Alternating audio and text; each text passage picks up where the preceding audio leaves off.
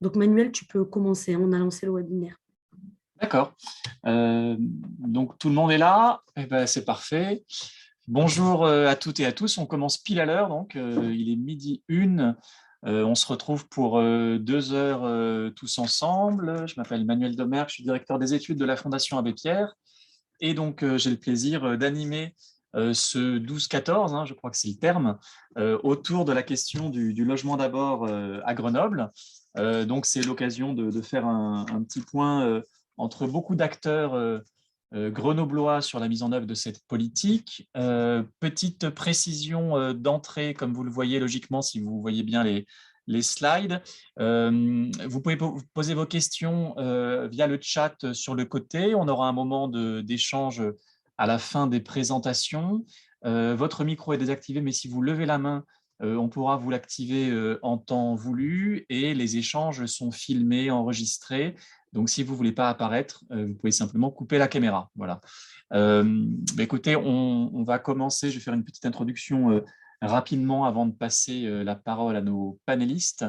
Sur la question du logement d'abord à la Fondation Abbé Pierre, c'est une politique très importante qu'on a essayé d'encourager depuis son début officiel, en tout cas il y a 5 ans en début de quinquennat. On verra que tout n'a pas commencé en 2017.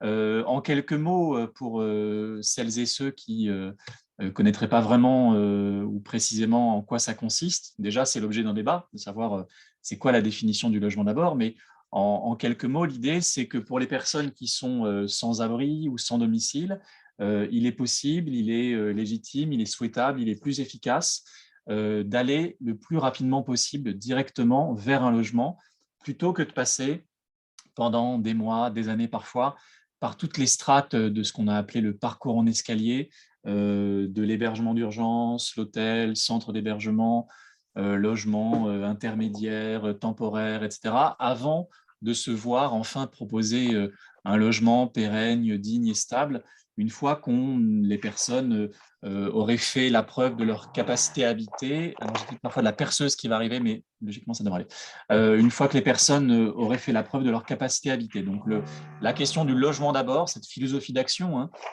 qui s'est développée en Europe, aux États-Unis, au Canada, en Finlande, avec beaucoup de succès ces dernières années. Le logement d'abord, c'est un renversement de cette perspective, c'est faire confiance aux personnes, c'est ne pas présumer de leur capacité à habiter ou de leur incapacité présumée à habiter et de leur proposer rapidement un logement avec un accompagnement dans le logement et pas simplement un accompagnement dans la rue ou dans le centre d'hébergement, mais dans le logement pour prévenir les éventuelles difficultés à s'approprier le logement, à payer le loyer, à se comporter par rapport aux voisins, au voisinage. Donc, c'est un changement d'approche qui a été de longue date expérimenté en France, notamment à Grenoble par le passé, avant 2017. Ça avait fait l'objet d'une première politique publique à l'échelle nationale à l'époque de Benoît Apparu en 2009, qui avait été interrompue quelques années plus tard, mais les graines avaient été semées. Il y avait fait beaucoup de débats. Et puis, cette politique a repris du poil de la bête en 2017 avec l'arrivée de cette nouvelle majorité au pouvoir qui a lancé un plan quinquennal logement d'abord, piloté par la DIAL, la délégation interministérielle à l'hébergement et à l'accès au logement. Et ce qui était intéressant, et ça fera l'objet des discussions aujourd'hui, c'est que ça a été une politique nationale, alors avec ses limites et ses défauts, on pourra y venir, et notamment ce que ça impacte sur la mise en œuvre localement. Mais ce qui était intéressant, c'est que ce n'est pas simplement une politique nationale, ce n'est pas simplement une politique locale, ça a été l'objectif d'articuler les deux. Et donc, le gouvernement a lancé très rapidement un appel à manifestation d'intérêt pour une mise en œuvre accélérée du logement d'abord. Et 23 territoires avaient été sélectionnés dans un premier temps, dont la métropole de Grenoble. Beaucoup de métropoles, quelques départements, la plupart dans des zones tendues, évidemment, parce que c'est là que le sujet des sans-domicile, des sans-abri se pose avec le plus d'acuité, mais pas seulement. Il y a eu un deuxième appel à manifestation d'intérêt il y a 2 ans, où 23 nouveaux territoires se sont joints aux 23 précédents. Donc, on commence à avoir le début d'un bilan. Évidemment, c'est trop tôt pour faire un bilan définitif, mais pour un bilan intermédiaire, on peut commencer à voir des choses, des premières avancées. On a essayé de faire un bilan un peu global dans le 27e rapport sur l'état du mal logement qui est en ligne, qu'on a présenté le 2 février. En quelques mots, mais l'intérêt, ce sera justement de voir à Grenoble comment ça s'est passé, mais en quelques mots, on en tire un bilan, on va dire mitigé, c'est-à-dire que l'idée est bonne, elle est toujours bonne, elle a plutôt fait à nouveau la preuve de sa pertinence, mais finalement, c'était pas vraiment ça l'enjeu, parce qu'on le savait, il y a déjà eu beaucoup d'expérimentations à travers le programme Un chez soi d'abord, et partout où ça a été mis en œuvre, on s'est aperçu que c'était plutôt efficace.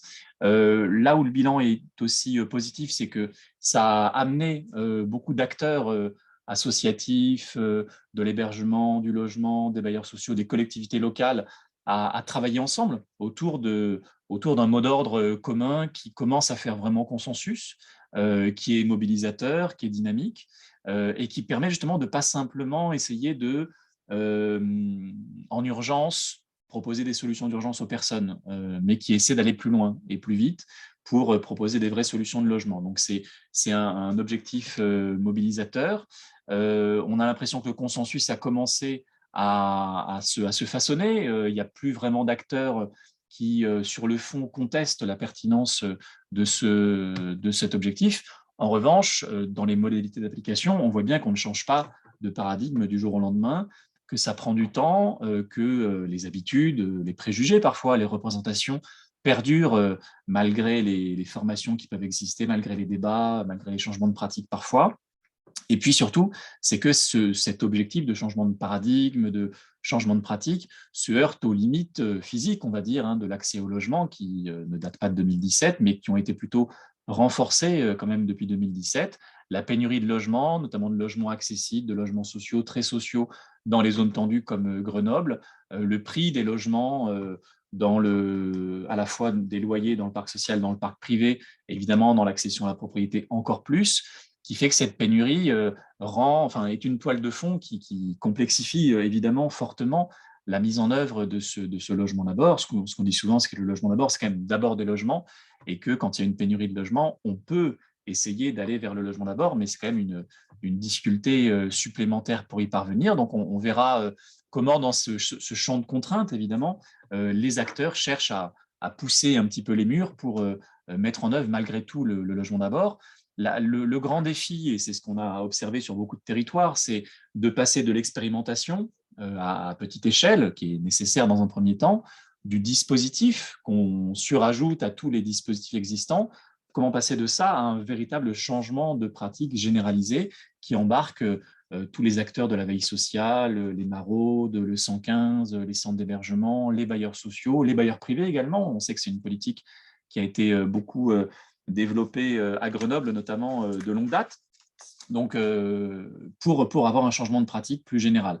Dans un contexte quand même pas très simple, à la fois contexte migratoire, davantage depuis 2015 d'arrivées sur le territoire, de personnes qui parfois restent en situation régulière pendant des années, donc ça complique par définition l'accès au logement. Contexte de crise économique de longue date et renforcé par la crise sanitaire du Covid. Donc voilà, bilan, un contexte compliqué, mais malgré tout, il y a beaucoup de choses qui s'inventent par le terrain, mais aussi par les acteurs politiques, locaux, nationaux, qui essaient de manière très inégale de s'emparer de ce nouveau paradigme. En tout cas, Grenoble fait partie des territoires qui, de longue date, ont été identifiés comme des territoires, évidemment, tout n'est pas parfait, tout ne marche pas, mais où il y a beaucoup de volonté, il y a beaucoup d'acteurs qui innovent, qui expérimentent, qui évaluent. Et donc, c'est pour ça que ces échanges aujourd'hui seront intéressants. Donc, pour nous en parler, nous avons 4 intervenantes. Anissa, Guywan, c'est Guywan ou Jiwan, pardon, j'ai toujours un... Tu m'avais corrigé une fois et puis je me suis encore trompé. Guywan. Tu as dit Guywan, c'est ça? Pardon. Guywan. Anissa Guywan, oui, responsable de l'Observatoire de l'hébergement et du logement, va nous faire une première présentation en 15 minutes à partir d'une étude sur la mise en œuvre de la politique logement d'abord. Nous aurons ensuite une table ronde avec 3 autres intervenantes. Vanessa Schneider, qui va nous rejoindre dans quelques minutes, mais qui sera là à l'heure, qui est éducatrice spécialisée à Aglo Jeunes en errance, qui va nous parler donc notamment de un des publics les plus compliqués quand on parle de logement d'abord, c'est les jeunes en grande difficulté, en errance. Aurélie Dufay, qui a été une actrice importante pendant toutes ces 4 années de la mise en œuvre du logement d'abord dans la métropole de Grenoble, qui est maintenant chef du service gestion du logement social et de l'hébergement. Et puis Bénédicte Serment-Bordas, directrice des parcours résidentiels à Actis, donc avec le point de vue d'un organisme HLM, évidemment, qui est central dans la mise en œuvre du logement d'abord. Anissa, je te laisse la parole pour 15 minutes. Bonjour à toutes et à toutes. Je vais donc vous présenter en 15 minutes. Je vais me tenter à l'exercice de vous présenter en 15 minutes. Alors, voilà. De vous présenter les analyses de l'Observatoire sur le bilan intermédiaire de la politique logement d'abord sur le territoire. Donc, 4 ans après sa mise en œuvre, où en est-on concrètement, les acquis, les interrogations, les défis que l'on peut tirer de ces premières années. Dans le cadre de la politique logement d'abord, Manuel nous l'a rappelé, la priorité elle est donnée au logement comme condition première à l'insertion. La politique du logement d'abord, elle s'inscrit donc dans une double temporalité. Elle vise à permettre à la fois une réponse rapide aux situations d'urgence, mais elle investit aussi des solutions plus durables avec la mobilisation de logements. Donc, le plan logement d'abord à l'échelle nationale, il a défini 5 grandes priorités pour réussir ce pari. Produire et mobiliser plus de logements abordables, promouvoir et accélérer l'accès au logement, mieux accompagner les publics, prévenir les ruptures et enfin mobiliser les acteurs sur le territoire. Donc, comme l'a dit Manuel, le plan logement d'abord, il s'est décliné à l'échelle des territoires, 45 territoires, et de manière assez disparate. Je vous invite d'ailleurs à lire le rapport de la FAP à ce sujet qui propose une analyse assez intéressante. Ce que l'on peut saluer et souligner, c'est qu'à l'échelle de la métropole, c'est une approche globale qui a été retenue avec la volonté de passer d'une vision par dispositif à une politique publique du logement d'abord. On voit notamment que cette politique logement d'abord, elle s'est appuyée sur une structuration ancienne des partenariats ainsi que des dispositifs qui existaient bien avant la mise en œuvre de cette politique logement d'abord. On peut notamment citer Totem, un dispositif de la rue au logement, qui a infusé sur le territoire les principes logement d'abord avant cette mise en œuvre. Elle repose aussi sur une articulation forte entre le portage politique et une prise en charge technique, ce qui permet concrètement de mettre en œuvre l'action souhaitée et d'avoir des résultats concrets. Enfin, cette politique a permis de développer des expérimentations pour apporter des réponses dans les zones grises des politiques publiques. On peut citer notamment le logement d'abord jeune. On y reviendra dans un second temps. Donc, un des principaux acquis de cette mise en œuvre de la politique logement d'abord, c'est un portage affirmé par la métropole et l'État, sous la responsabilité notamment de la conférence intercommunale du logement. Dans un souci de cohérence, la conférence intercommunale du logement, c'est l'instance qui est en charge des attributions de logements sociaux. Donc, on voit bien là que c'est la priorité qui est donnée au logement et ce qui a contribué à rapprocher le monde de l'hébergement et du logement. Cette politique, elle repose sur un fort maillage partenarial qui était préexistant et qui nous amène au deuxième principal acquis, qui est l'effet d'entraînement auprès des acteurs, notamment par un programme d'action qui est partagé entre l'État et la métropole, ça a fait l'objet d'une convention, mais aussi grâce à la mobilisation des acteurs du territoire, à la fois les bailleurs sociaux, les acteurs de la veille sociale, mais aussi les différents opérateurs qui ont contribué à décliner ce programme d'action à l'échelle locale et de le mettre en œuvre. On constate aussi une diffusion de la culture logement d'abord sur le territoire au sein des pratiques des acteurs, notamment à travers une communauté d'acteurs logement qui a été mise en place et qui permet de croiser les regards et de partager de manière très concrète, de lever des obstacles entre les bailleurs, les acteurs de l'accompagnement. De nombreuses formations auprès des professionnels aussi ont été mises en œuvre sur la santé mentale, sur la capacité du pouvoir d'agir, et ça a permis d'infuser cette culture sur le territoire. Enfin, la dernière chose que je souhaitais vous partager, c'est un investissement opérationnel aussi de la métropole, notamment avec la mobilisation de travailleurs sociaux en interne, à la fois en développant une approche d'aller vers, en développant des permanences auprès des accueils de jour, par exemple, mais aussi en mobilisant des travailleurs sociaux au sein de la commission Logement d'abord qui attribue des mesures pour améliorer l'accès des publics les plus éloignés. Un autre principal acquis, c'est une meilleure connaissance des publics. Notamment, on peut souligner la Nuit de la solidarité en janvier 2019, qui a été une première base pour déployer le logement d'abord sur le territoire. Mais on peut noter aussi que plusieurs études ont été mobilisées pour mieux appréhender ce phénomène-là, et notamment les différentes situations que recouvre la privation de domicile personnel. Et enfin, une démarche d'observation sociale est en cours qui permet aussi de suivre et d'évaluer cette politique. Parce que je vous ai parlé des priorités qui étaient affichées dans le cadre du plan Logement d'abord, mais à l'échelle nationale, ce sont aussi des objectifs quantitatifs et chiffrés. Et c'est important de se dire qu'il y a des objectifs clairs qui ont été affichés qu'il faut atteindre. On voit qu'il y a des premiers résultats. Donc à l'échelle nationale, ce sont 40 000 PLAI, la création de 40 000 places en intermédiation locative et 10 000 places en pension de famille. On voit que ces objectifs ont été déclinés à l'échelle locale et on voit des premiers résultats qui ont porté leurs fruits, notamment une amélioration des attributions de logements sociaux pour les publics les plus éloignés, stricto sensu, les personnes à la rue, avec une attribution de 102 logements en 2017 à plus de 142 en 2020. On voit aussi qu'il y a une création de places en intermédiation locative, en pension de famille. Alors là, on ne voit pas les chiffres, pardon, c'est assez peu en termes de nombre de places, mais ils ont atteint les objectifs à l'échelle de l'Isère. Donc, les objectifs de création de places en pension de famille ont bien été réalisés sur le territoire. Par contre, ce qu'on observe, c'est que l'objectif de financement des PLAI, donc de logements très sociaux, lui est en baisse, puisqu'en 2017, on était à 389 logements financés, et on se retrouve à 2020 à seulement 238.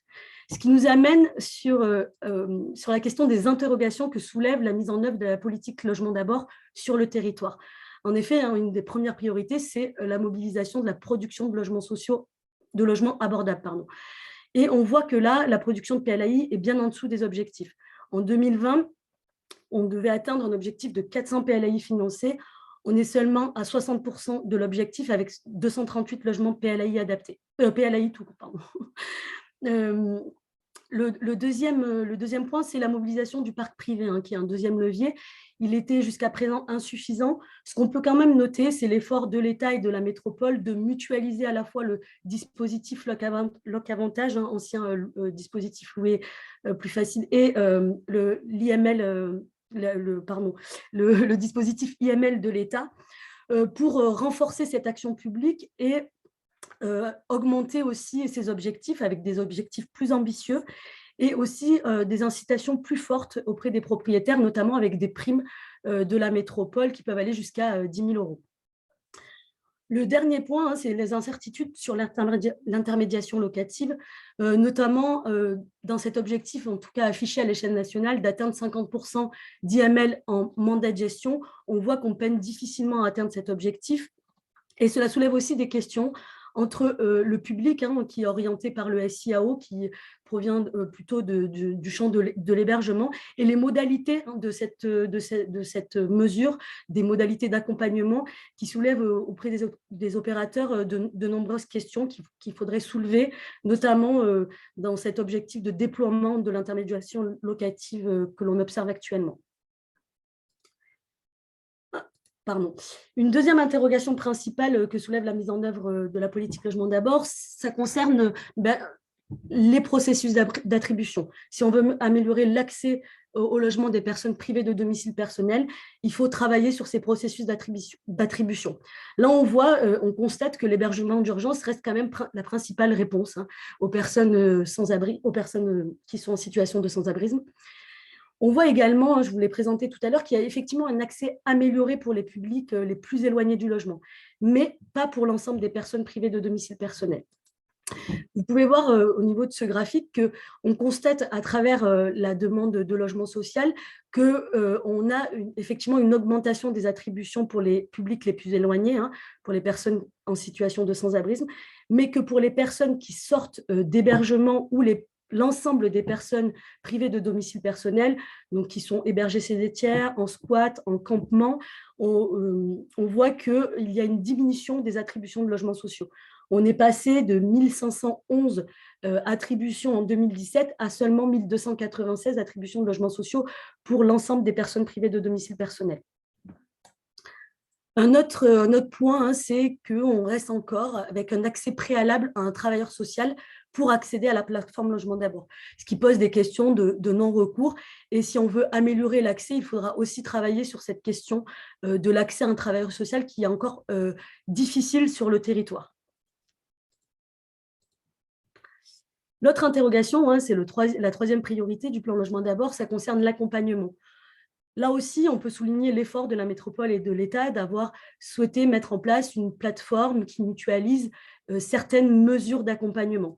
Mais on voit là sur ce schéma que ça ne mutualise pas l'ensemble des mesures d'accompagnement et que celles qui sont mutualisées représentent encore un cadre qui est trop rigide, notamment lié à des financements encore complexes, qui ne permettent pas notamment de répondre à l'objectif principal du logement d'abord, qui est d'apporter un accompagnement souple, modulable et flexible pour répondre aux besoins.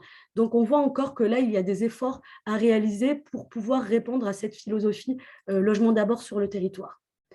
Je vous ai partagé assez rapidement hein, les avancées, les acquis et les interrogations que soulève la mise en œuvre concrète du plan Logement d'abord sur le territoire. Mais si on regarde le plan Logement d'abord, concrètement comment il a été travaillé sur le territoire, on voit qu'il y a des disparités entre les objectifs à l'échelle nationale et celui qui a été décliné à l'échelle locale, notamment sur la dimension de la prévention des ruptures, qui a une place trop faible sur le territoire métropolitain. Et donc, si l'on veut éviter que les personnes se retrouvent aux portes de la rue et d'alimenter le phénomène de sans-abrisme, il est important de travailler sur cette dimension de la prévention des ruptures. Les grands oubliés de la politique logement d'abord, ce sont les personnes dépourvues de droit au séjour, alors qu'elles constituent ces personnes-là constituent la majorité des personnes qui sont en situation de privation de domicile personnel. Donc, on voit là encore que c'est une des limites de la politique logement d'abord. Donc, pour conclure, on voit que concrètement, il y a des résultats positifs. Tout simplement, l'attention qui est portée à l'absence de domicile personnel, avec la mise en avant de la question de l'accès au logement, qui permet de rapprocher ce monde de l'hébergement et du logement. Finalement, on observe que sur le territoire, il y a une bonne phase d'acculturation de l'ensemble des acteurs à cette dimension du logement d'abord.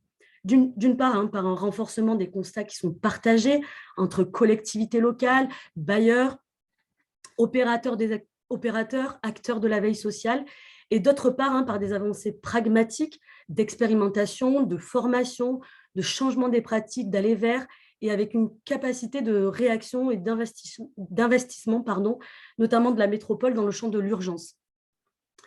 Mais cette politique, elle peine quand même à changer d'échelle. Manuel l'a dit en introduction, et elle peine à changer et à dépasser le stade expérimental. De nombreux défis sont encore à relever, une cible sociale qui demeure encore incertaine. Est-ce que la politique logement d'abord est destinée aux publics les plus éloignés ou est-ce qu'elle s'adresse à l'ensemble des personnes qui sont privées de domicile personnel ? Donc, on voit qu'on a une connaissance encore lacunaire des publics, de leur trajectoire, de leurs difficultés. Les parcours sont non linéaires. Il faut bien avoir une approche globale pour pouvoir répondre à cet enjeu que représente le logement d'abord. On voit aussi qu'il faut surmonter un défi du côté de l'offre, avec cette pénurie de logements abordables, une production de PLAI qui est insuffisante, l'IML représente encore une marche de l'escalier, et du côté de l'accompagnement, un chantier qui est en cours, mais une mutualisation qui est encore limitée, notamment liée à des cadres encore trop rigides pour répondre à cet objectif affiché d'accompagnement modulable et souple. Enfin, du côté de la prévention, je l'ai dit, mais c'est une préoccupation qui est oubliée à ce jour. À ce stade, tout porte à dire que le plan logement d'abord porté sur le territoire grenoblois ne serait finalement qu'une rationalisation du fonctionnement particulièrement complexe du monde de l'hébergement et de l'accès au logement des personnes les plus éloignées, et qui se heurte à des difficultés d'entraînement du logement d'abord sur le territoire dans un champ qui est saturé de dispositifs, le PALDI, les dispositifs d'attribution des logements sociaux, l'hébergement d'urgence, tout cela dans un contexte, Manuel l'a souligné en introduction, je le rappelle, dans un contexte difficile où on voit que Il y a une fragilisation des bailleurs sociaux avec les différentes mesures gouvernementales depuis 2018 pour créer davantage de logements sociaux qui pourraient répondre à l'ampleur des besoins. Le métier de travailleur social qui est peu valorisé, le maintien de milliers de personnes en situation irrégulière, globalement des financements qui sont insuffisants. Ce sont pourtant des conditions qui sont essentielles à la réussite du logement d'abord sur le territoire métropolitain. Merci. Merci beaucoup, Anissa. Je ne sais pas si Vanessa Schneider est arrivée. Elle vous semblait connectée, mais oui, si, vous êtes là. Tout à fait. Ah bah, très bien, formidable. Et donc, vous êtes pile à l'heure pour prendre la suite et du coup, avoir votre point de vue sur un public plus spécifique qui sont les jeunes en errance, souvent un public plus compliqué à toucher et à amener vers le logement d'abord. La parole est à vous pour 10 minutes. Merci. Donc, Vanessa Schneider, je suis éducatrice en prévention spécialisée à La Paz. Vanessa, si tu peux mettre ta caméra, pardon, ou soit si tu ne le souhaites pas, mais si tu peux activer ta caméra. Je vais appuyer dessus, mais c'est bon. Du coup, Vanessa Schneider, éducatrice à La Paz, je travaille sur l'équipe Jeunes en errance. Et du coup, on travaille avec les jeunes de 16 à 21 ans, puisque la prévention spécialisée est un service qui a pour mission la protection de l'enfance. Du coup, on a pu utiliser le dispositif du logement d'abord jeune pour notre public. Notre principal outil en prévention spécialisée, c'est l'allée vert. Du coup, nous, on appelle ça le travail de rue, où l'idée, c'est de rencontrer le public le plus éloigné des structures afin de pouvoir être un accès et permettre de formuler des demandes. Du coup, on est sur un public quand même qui est peu demandeur, qui un gros parcours à eux précédemment, même s'ils sont jeunes, on voit des jeunes placés depuis le plus jeune âge, et du coup avec des gros parcours protection de l'enfance. Donc l'outil du LDA jeune sur Grenoble a été une vraie solution apportée à ce public-là, puisqu'il refuse tout accès à des CHRS. Souvent propriétaires de chiens, ce qui ne facilite pas l'accès à l'hébergement, puisqu'il y a peu de structures d'hébergement qui acceptent la présence des animaux. Et du coup, c'était quand même très compliqué de trouver des solutions pour ces jeunes. Le LDA Jeune a permis, alors du coup, l'équipe a aussi été présente sur les différentes réunions de préparation du projet, où on a pu faire part aussi des besoins et des spécificités de ce public pour que c'est du sens, en tout cas, pour ces jeunes de pouvoir accéder au LDA Jeunes. Et sachant que c'est des publics qui ont moins de 25 ans, donc qui n'ont pas d'accès à des ressources type RSA. Voilà. Donc, dans la mise en œuvre du LDA Jeunes, les jeunes ont pu, après un accompagnement c'est des jeunes avec qui on était déjà en accompagnement depuis au moins une année avant de les mettre sur le LDA Jeunes. On a pu constater qu'ils ont accepté déjà dans un premier temps, alors ça paraît anodin de le dire comme ça, mais ils ont accepté d'être dans un logement fixe en dur, puisque c'est des jeunes beaucoup qui ont pour envie de vivre en camion. Et du coup, dans les temps de rencontre, on avait réfléchi aussi à la question de l'habiter et comment on habite, puisque sur ces publics-là, l'habiter n'est pas forcément ce que nous, on projette dans l'appartement. Voilà. Du coup, il y a eu quand même tout un questionnement sur comment ils allaient réellement prendre possession de ce logement qui a été mis à leur disposition. Du coup, ça a mis plus ou moins de temps suivant les situations, avec des jeunes qui ont mis plusieurs mois à dormir chez eux. Certains ont mis plusieurs mois aussi à dormir dans un lit et ils dormaient par terre plutôt que dormir dans leur lit qui a été mis en place puisqu'il y a une aide de la CAF qui a été versée pour l'aménagement. Voilà, donc du coup, on s'est confronté aussi à la question de l'habiter qui n'était pas forcément évidente. Dans les solutions que ça a apportées, le pécule a été de grand secours parce que ça a permis de décaler ces jeunes qui vivent de la Manche. Du coup, ça a permis qu'ils se décalent de la rue et qu'ils soient moins présents sur l'espace public. Et du coup, qu'ils puissent retrouver aussi, eux, de l'intimité. Alors, c'était la grande question des jeunes, hein, quand on leur a présenté le LDA Jeunes, c'était de dire, ah ben enfin, je vais avoir de l'intimité, c'est quelque chose que je n'ai nulle part, que je sois en squat, que je sois chez un tiers, que je sois dans la rue, je suis toujours sous le regard de l'autre. Mais ça a été aussi une limite, parce que se retrouver seul, c'est pas si évident que ça.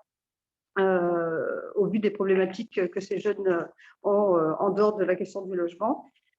Du coup, c'était réassurer aussi le jeune en étant seul dans un appartement, à pouvoir y rester sans être, puisque quand on a vécu pendant très longtemps dans la rue et du coup dans le bruit quotidien, des voitures, du passage, des passants, etc., c'était pas forcément évident de se retrouver dans un endroit où il n'y a pas de bruit, où il y a une porte, où on est en sécurité. C'est un peu contradictoire et en même temps, voilà, une réalité pour eux en tout cas. Et ça a permis de faire émerger les différentes problématiques du jeune qui n'étaient pas forcément formulées en étant dans la rue, comme les questions de problèmes psy et les questions d'addiction. On a pu remarquer aussi à travers la mise en place du LDA Jeune le fait que la question de l'addiction devenait un problème pour eux, alors qu'on a, on a affaire à un public qui est jeune, hein, donc souvent avec ces jeunes, ils sont dans une délivrance, on va dire, de leur parcours à eux et une espèce de lune de miel du produit. Et du coup, la question de l'addiction, quand on est dans la rue, elle ne se pose pas et puis elle est difficile à travailler puisque chaque jour est une complexité et que le produit permet quand même de tenir. Du coup, voilà, ça a permis aussi de pouvoir poser un peu ça des jalons. Alors, on n'en est qu'à 1 an pour la plupart de mise en œuvre du LDA Jeune pour eux. Du coup, c'est des choses qu'on commence à aborder et à travailler. C'est pas forcément évident. Il y avait des jeunes qui avaient l'impression que la question du logement viendrait résoudre la problématique de l'addiction, ce qui n'est pas le cas, hein, bien évidemment. On aurait tellement aimé, mais c'est pas le cas. Voilà, donc ces problématiques-là sont très présentes. Et par contre, ça a permis pour certains de pouvoir renouer du lien avec les familles qui étaient rompues depuis plusieurs années parce que du coup, ils avaient à nouveau, enfin c'est comme ça que moi je le comprends, mais ça redonnait une identité en fait aux jeunes et du coup, les parents, ça devenait moins délicat en fait, et pour eux de reprendre contact avec leurs parents et aux parents de se dire mon enfant il se passe quelque chose pour lui dans sa vie, quoi. C'est pas que produit et que difficulté. Du coup voilà, c'est une expérimentation très positive dans ce sens-là. Alors je relis mes notes, je suis désolée. Et du coup, il y a eu la question aussi, alors on s'en aperçoit un peu maintenant, par rapport à l'évolution des besoins, c'est que quand on a re-signé le contrat, là, il y a très peu de temps pour certains, c'était la question de savoir s'ils voulaient garder le logement. Et pour ceux qui étaient très très loin du logement et qui l'avaient pris, mais juste, bon, des fois on avait l'impression que c'était un peu pour nous faire plaisir, disant oui, tu me donnes une solution, donc je vais la prendre.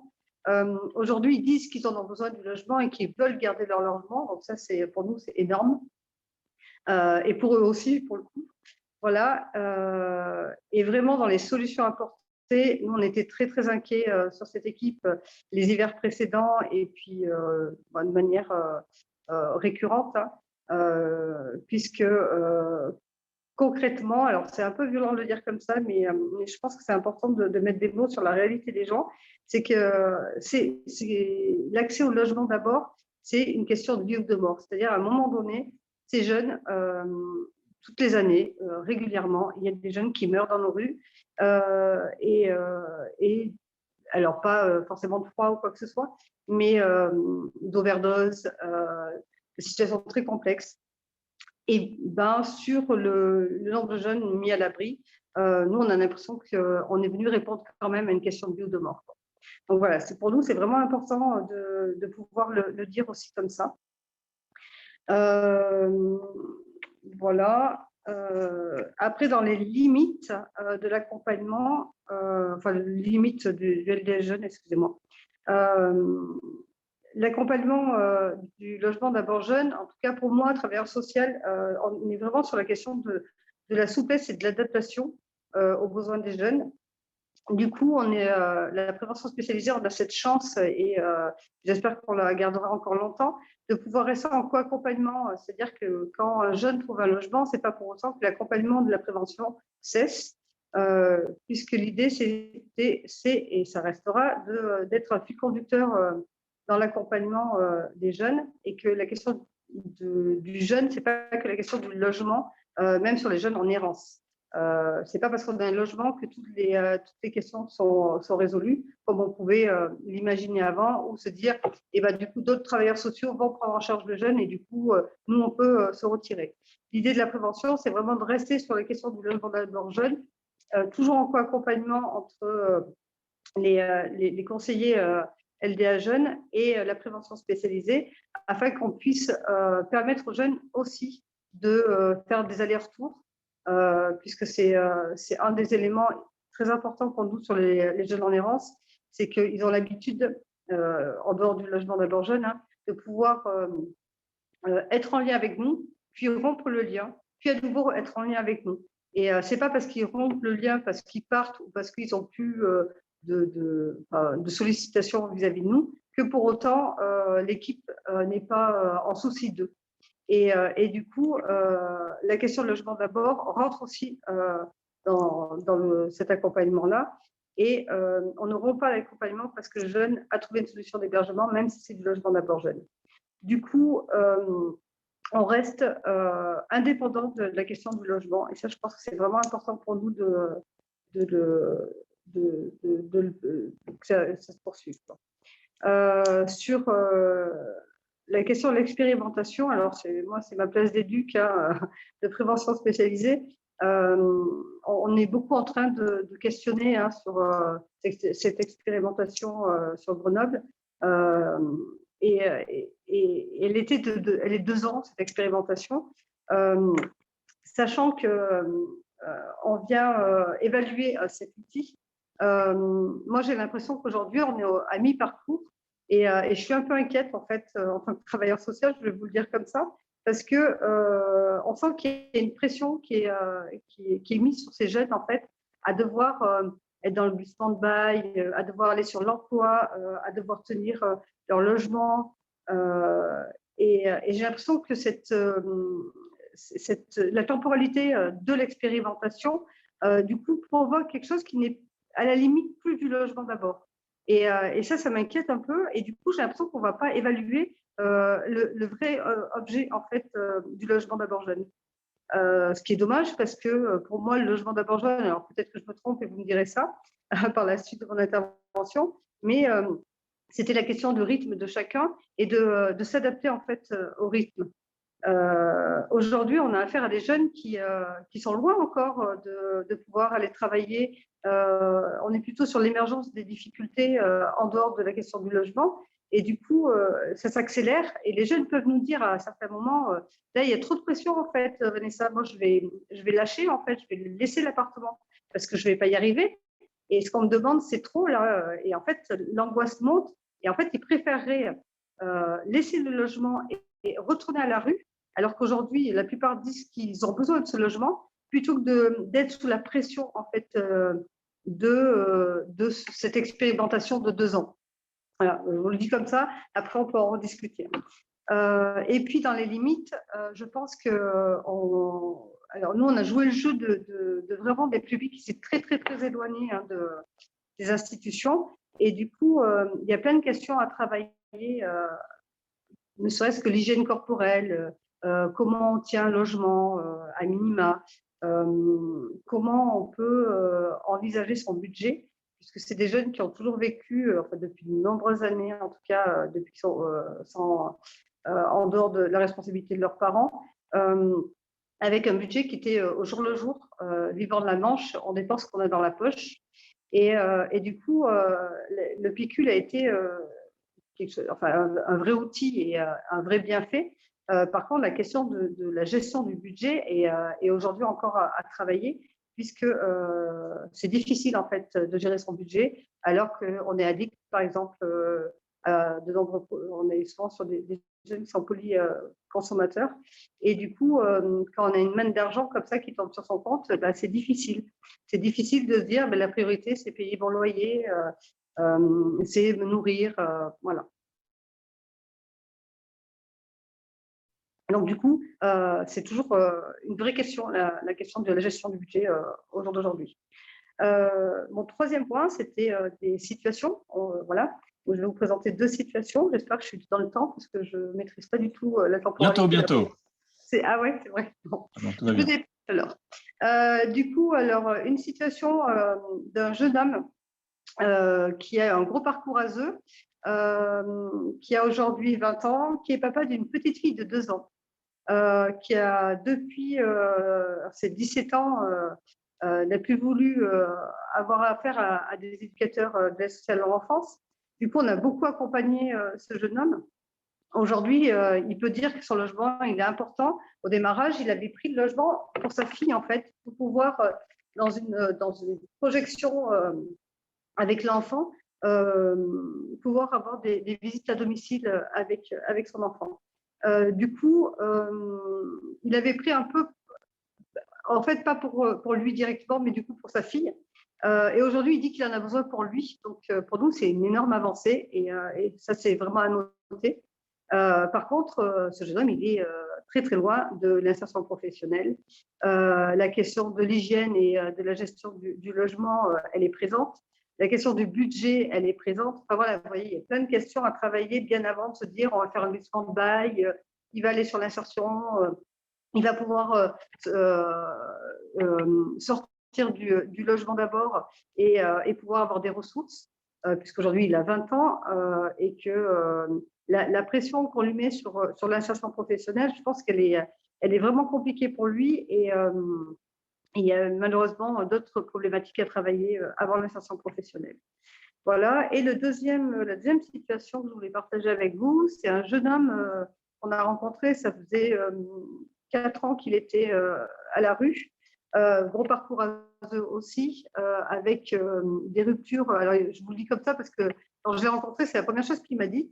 Il m'a dit de toute façon, on n'a pas le droit de s'attacher aux familles d'accueil ou aux éducateurs qu'on rencontre parce que sinon, on nous change de lieu.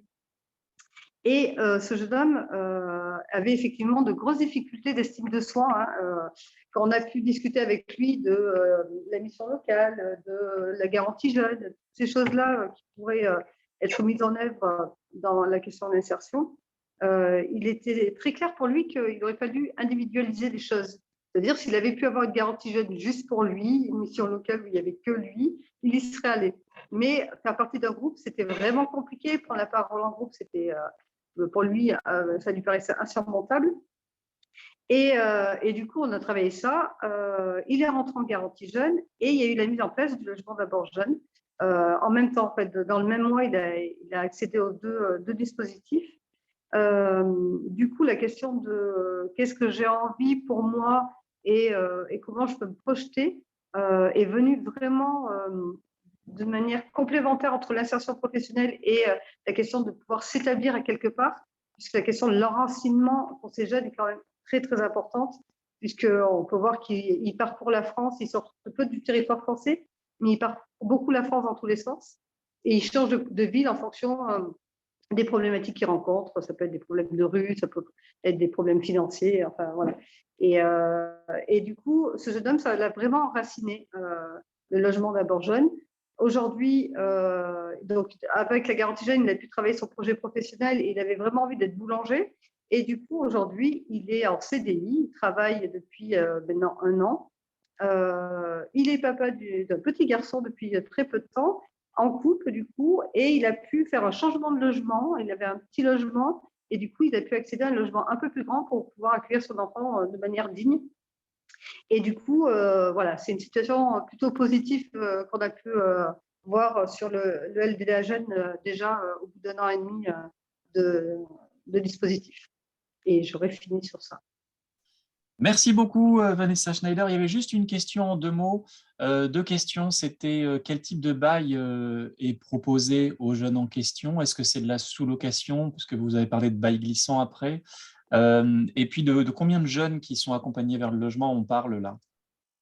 Alors, sur le nombre de jeunes accompagnés, pour notre part, on est sur 8 jeunes qui ont été, alors 7 exactement, et dont un, c'est le SPIP en fait, qui a fait le dossier de LDA Jeunes, mais c'est nous qui avons accompagné par la suite dans le logement, enfin, dans l'aménagement du logement.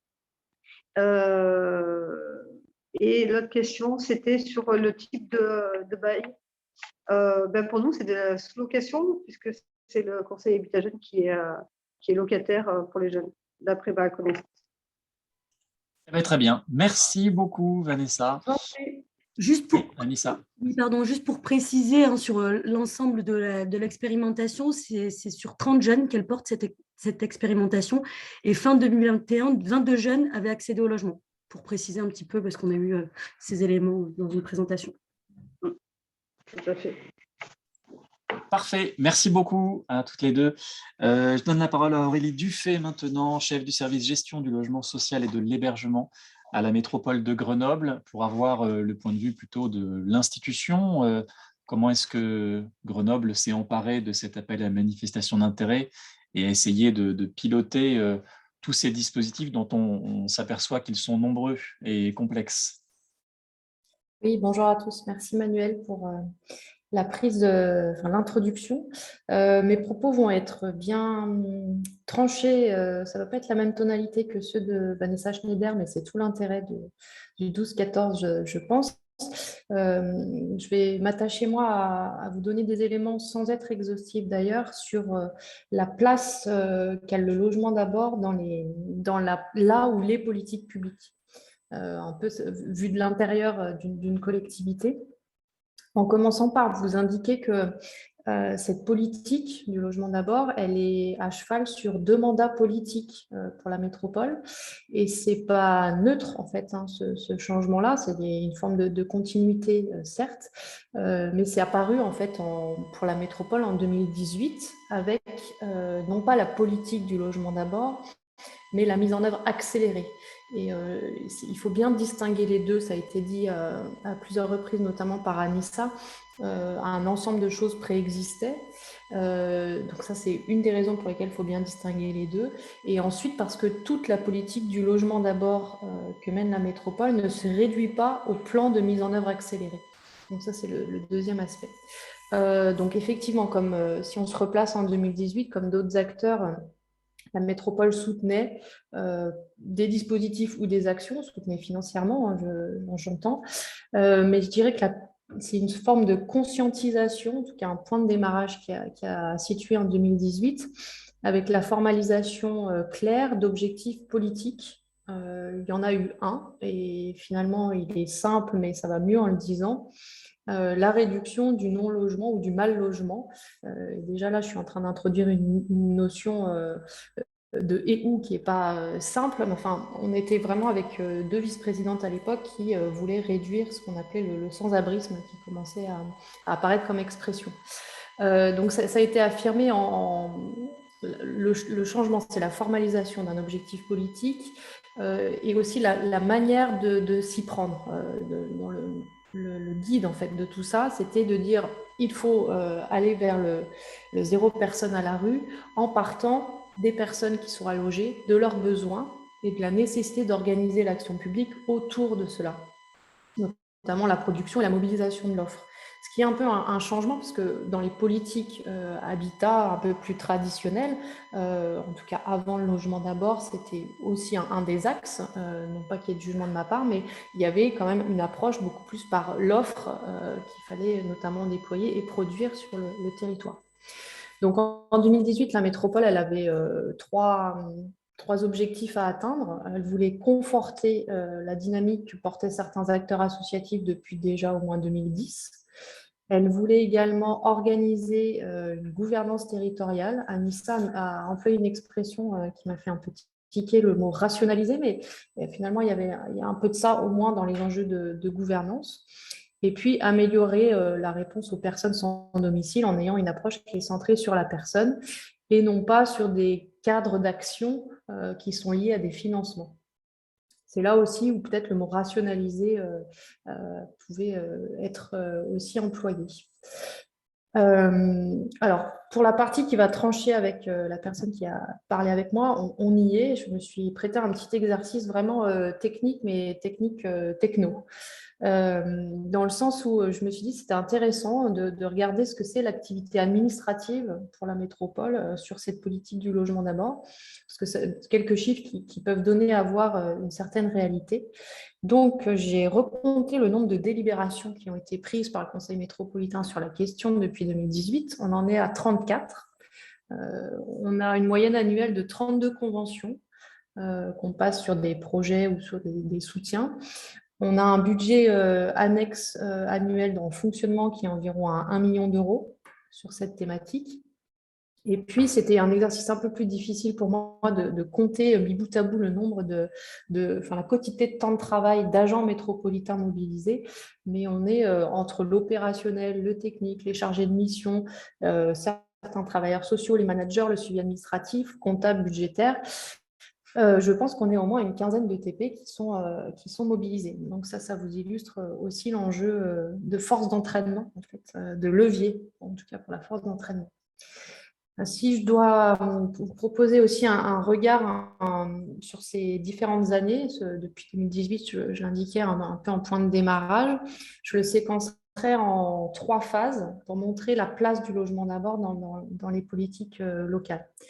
Ça a été dit, et je vais peut-être utiliser d'autres mots, il y a d'abord eu une phase d'acculturation, comprendre ce dont on parle. Et pour moi, ce n'est pas forcément encore abouti. C'est-à-dire que ces phases que je vais vous décrire, elles peuvent se chevaucher.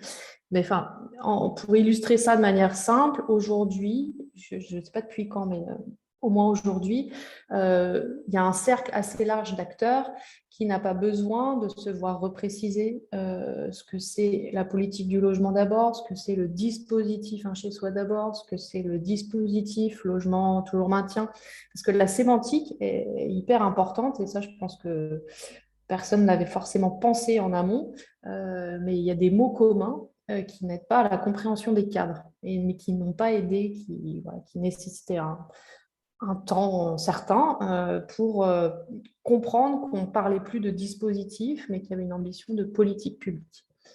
Donc, dans cet effort d'acculturation, voilà un axe de ce côté-là, d'autant plus, et je l'ai dit en introduction, que la politique du logement d'abord, elle ne se limite pas à la mise en œuvre accélérée, en tout cas à la contractualisation entre l'État et la métropole, ne serait-ce que parce qu'on passe forcément à côté d'une partie des publics et que la métropole, elle n'a jamais eu sur une approche limitée finalement à cette contractualisation où l'État a posé les conditions d'un partenariat qui a été accepté. Et donc, pour vous donner à voir ça, la métropole, les élus ont réfléchi, ça a été mis sur une des slides, il y a des supports financiers à certains dispositifs. Et en fait, sur cet axe, le logement d'abord pour tous, on tombe vite sur l'enjeu de moyens financiers pour une collectivité, de la difficulté, de la possibilité à soutenir des projets à petite échelle, s'il y a une volonté politique claire, mais de la difficulté à dépasser l'idée de cette échelle-là. Et du coup, comment on peut construire une approche transversale, ce n'est pas forcément quelque chose qui est au cœur des politiques publiques locales. Dans cette phase d'acculturation, je soulignerai l'importance de l'observation et plus encore la manière dont celle-ci est partagée ou est pilotée. La nuit de la solidarité a été un point de démarrage d'une démarche d'observation qui aujourd'hui n'est pas forcément encore aboutie. Il est important d'avoir ce partage de la donnée. Aujourd'hui, la mise en œuvre accélérée doit nous y aider, mais on n'a pas forcément encore terminé ça. Et puis, dans cette phase aussi de démarrage d'acculturation, la recherche de la gouvernance, je mettrais une gouvernance qui soit au service de l'opérationnalité. Et là, on est buté sur notre territoire, mais c'est la même chose ailleurs, dans d'autres configurations, sur la complexité de l'organisation politique qui n'a pas forcément permis d'aller au bout du modèle qu'on pouvait avoir en tête au démarrage. Voilà pour cette première phase. J'en identifie une deuxième qui est la mise en œuvre territoriale, sur laquelle il est possible d'avoir un petit recul aussi sur notre territoire. Il y a eu une date clé, au moins pour les copilotes de la mise en œuvre accélérée, qui étaient l'État et la métropole. Donc c'est en avril 2019, un circuit plus opérationnel, sans être parfait, hein, mais de fonctionnement a été mis en place. C'est ce qui se cache derrière la notion de plateforme, en fait, territoriale du logement d'abord. Donc ça, c'est le modèle national, hein, qui nous donnait ce cadre-là dès 2018, mettre en place une plateforme pluridisciplinaire et territoriale. Voilà, nous, on a démarré dans un fonctionnement qui allait de la rue jusqu'au logement. Aujourd'hui, moi, je pense qu'il y a peu de personnes qui savent ce que c'est cette plateforme territoriale du logement d'abord. Elle ne s'incarne pas, en fait, du fait des positionnements institutionnels qui ne se sont pas effacés au profit d'une approche territoriale. Et ça, c'est une vraie condition de réussite, je pense, de la politique du logement d'abord, c'est la capacité à avoir une approche territoriale qui, certes, peut être, parce que territoriale, différenciée, tout en garantissant une certaine équité. Donc, bien sûr, c'est un équilibre qui n'est pas facile à trouver. Sur ce même plan, Anissa soulignait qu'il y avait une absence de prise en main par la politique du logement d'abord sur l'axe des préventions des ruptures. Ben, on est sur la même chose, en fait, quelque chose où les positionnements institutionnels sont pas encore bien accordés pour pouvoir avoir développé une approche territoriale. Donc voilà sur cette deuxième phase. Une troisième, dans laquelle beaucoup d'acteurs se retrouvent, c'est l'intervention aussi de Vanessa Schneider soulignait ça. Le fait qu'on est dans une démarche d'expérimentation, la mise en œuvre accélérée, c'est ça, avec un objectif de mobiliser des cadres d'action publique, donc un objectif de politique publique, donc de réinjecter la matière, les enseignements.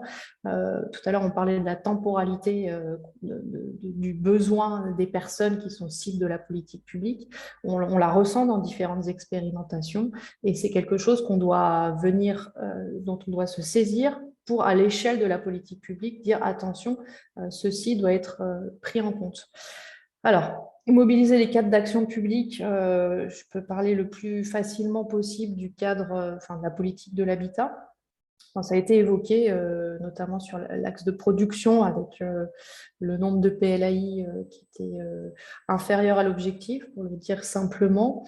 Il faut aussi regarder la politique d'attribution. Et justement, d'ailleurs, quand on met les deux en regard, j'avais une remarque ça, sur le PowerPoint qu'Anissa nous a présenté, où on voyait en volume la baisse du nombre d'attributions aux ménages sans domicile personnel. Attention, il y a aussi une baisse du nombre d'attributions au global sur le territoire sur cette période. Donc, voilà, toujours bien lier ça. Mais enfin, sur la politique d'attribution, il y a un vrai enjeu à ne pas opposer les publics, à ne pas mettre en concurrence. Et donc, il y a une grosse recherche de cohérence, finalement, de dire le public logement d'abord, il ne s'oppose pas au public d'Allo, au contraire, des fois c'est bien même les mêmes personnes. Ça c'est qu'un exemple, mais voilà. Donc sortir de la logique ces publics, mes publics, ce public, et ça c'est un enjeu collectif. Et puis il y a aussi l'enjeu d'observation. Alors, sur la politique, la mobilisation du cadre public politique de l'habitat, on peut aussi noter un effet de la crise sanitaire sur notre territoire qui a permis de soutenir dans le partenariat des projets d'hébergement et par la réactivité que ça pouvait demander, on est allé sur de la mobilisation transitoire et donc ça a vraiment inscrit l'enjeu d'hébergement, logement d'abord dans la politique, le cadre de politique publique d'urbanisme transitoire. Donc ça, c'est vraiment un effet de la crise sanitaire qui est plutôt une externalité positive s'il fallait en chercher.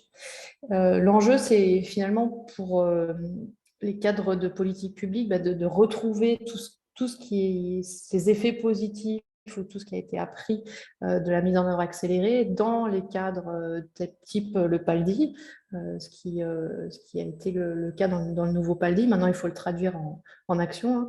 C'est également aussi une prise en compte du côté État dans la trajectoire hébergement. Voilà, comment tous ces effets d'expérimentation, toute cette mobilisation d'énergie aussi, parce que c'est souvent les mêmes acteurs qui sont chevilles ouvrières de dispositifs, qui en mesurent éventuellement le positif ou le négatif, les limites, mais qui du coup pourraient avoir un effet aussi de déception s'il y avait une sorte de recul ou quelque chose de cet ordre-là. Parce que effectivement, si on regarde la place du logement d'abord dans les politiques publiques locales, le sentiment qui vient, c'est que ce n'est pas forcément sécurisé aujourd'hui, ni nationalement, ni localement. Nationalement, pour illustrer, je peux prendre un sujet qui est cher à Un Toit pour tous via Territoire AIVS, sur la captation du parc privé. Territoire AIVS est l'opérateur de la plateforme territoriale locale, Louer plus facile. Donc, ça a été revisité une première fois l'année dernière. La métropole et l'État ont effectivement fusionné un certain nombre de financements. Donc, voilà, quelque chose qui a demandé du travail aussi à différents partenaires. Et voilà, l'État national lance Louer abordable, qui est effectif maintenant, au 1er mars. Donc, le dispositif national auquel on adosse nos principes locaux évolue et évolue avec des effets qui sont quand même pas neutres, puisque certes, sans rentrer dans le technique, mais on aboutit quand même à une mobilisation du parc privé qui potentiellement peut être plus importante parce plus intéressante pour les propriétaires, mais qui a un effet, je parlais d'externalité tout à l'heure, mais celle-là est pas mal, qui fait mécaniquement augmenter les loyers auxquels ces logements seraient conventionnés. Et donc, ça veut dire on capte peut-être plus, mais on capte pour qui? Est-ce qu'on capte encore pour les ménages cibles de la politique du logement d'abord? Notre réponse territoriale, elle est de dire sans action de la métropole, non, en fait, ces publics-là, ils ne pourraient plus avoir accès à cette offre captée. Donc voilà, la métropole est en train de valider son système de primes, on est en train de le revisiter une nouvelle fois pour qu'il soit intéressant pour les propriétaires de faire ce geste solidaire, mais pour que ça bénéficie aussi au public cible de la politique du logement d'abord. Donc voilà ce qui insécurise aussi dans le déroulé local du logement d'abord, d'autant plus qu'en période de tension, et ça a été dit du côté de la politique des bailleurs, du côté des liens financiers aussi, que des pressions financières des différentes collectivités, une tentation du recentrage qui est jamais très loin, alors qu'en fait la politique du logement d'abord, si je devais terminer sur ça, je dirais que c'est ce qui fait le lien entre les politiques publiques, et pour la réussir, en fait, il faut avoir des liens plus forts que ce qu'on a l'habitude de faire encore entre les politiques publiques. Et puis, il faut aller chercher, la politique du logement d'abord, c'est aller chercher les zones grises pour les traiter et pas les mettre sous quelque chose en disant ça va passer, quelqu'un d'autre s'en occupera. Et donc ça, dans un contexte où chacun a des priorités et des injonctions qui lui sont plus fortes, et forcément, ça demande encore plus d'efforts. Donc, je ne vais pas conclure sur le mot effort, mais quoique, la politique du logement d'abord pour les politiques publiques locales, c'est une dynamique à faire vivre, qui se traduit dans différents cadres de politique publique, je l'ai dit, et qui est finalement en mouvement. Aujourd'hui, elle n'est pas terminée. Donc, le bilan, il est peut-être à mi-parcours, je ne sais pas si on considère que cette table ronde peut en être une. Le pari, il n'est pas terminé, en fait. Il faudra se revoir dans quelques jours, non, dans quelques mois, peut-être. Voilà. Voilà ce que je pouvais vous partager ce midi. Merci beaucoup Aurélie. Peut-être une question de précision. Tu avais parlé de la difficulté à suivre des indicateurs de résultats, notamment la baisse du nombre de personnes sans abri ou sans domicile. Est-ce qu'on a une forme de visibilité aujourd'hui, en 2022, depuis la Nuit de la Solidarité de 2019, ou via le SI-SIAO et ses difficultés récurrentes?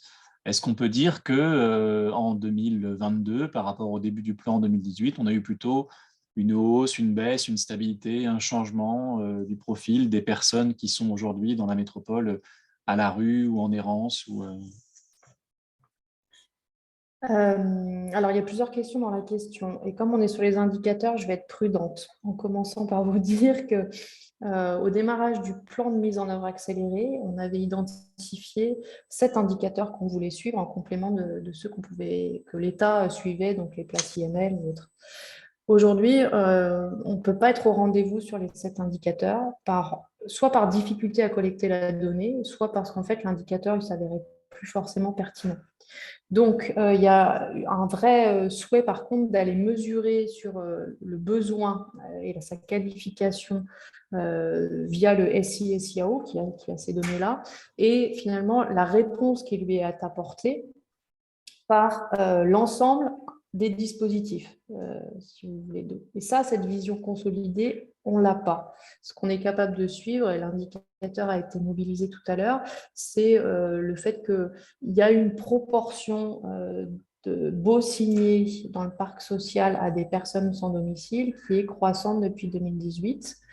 Qu'on estime encouragé par ce qui a été mis en termes de fonctionnement partenarial, communauté des acteurs, voilà, ça sera un peu détaillé. Sur les données des profils des personnes qui expriment le besoin, parce qu'il y a aussi celles qui ne l'expriment pas, il y a effectivement le SI, SIAO. On voit qu'on a une recherche à faire sur la complémentarité des sources, en fait, parce que des informations sont disponibles à différents endroits. Donc ça non plus, ça n'est pas encore consolidé. On parle d'enjeux d'observation dynamique, avec du coup un pilotage aussi partenarial que possible. C'est-à-dire qu'il faut que la donnée elle soit collective. Et aujourd'hui, on a cette marche à franchir. Et merci. Il y avait une question dans le chat que je te pose. Comment est-ce que la métropole se coordonne avec les services de l'État, notamment sur la trajectoire AHI? Tu as un peu répondu, mais…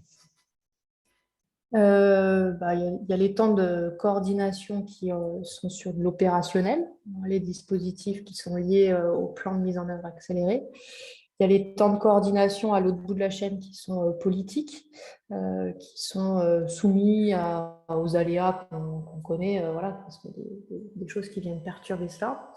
Et puis, il y a l'absence de coordination, parce que si on peut se retrouver sur des contractualisations avec l'État, il y a quand même des champs sur lesquels, même depuis la mise en œuvre accélérée du logement d'abord, la métropole n'est pas directement sollicitée par l'État en tant que partenaire. Je dirais que le partenariat, il est bien sûr, chaque institution, chaque acteur a son champ de compétences. Mais ce que le logement d'abord, la mise en œuvre accélérée amène, c'est que chacun a autant de poids finalement, son avis, sa manière de voir les choses, et que c'est en confrontant ces points de vue et ces approches qu'on fait émerger de la nouveauté, de l'innovation. Ça vaut sur la mise en œuvre accélérée du logement d'abord. Ça ne vaut pas forcément sur la deuxième partie de la question. Très bien. Merci beaucoup, Aurélie. Je passe la parole maintenant à notre dernière intervenante de la table ronde, Bénédicte Servan-Bordas. Vous êtes directrice des parcours résidentiels à Actis, qui est, je crois, le principal bailleur HLM de la métropole, si je ne me trompe pas.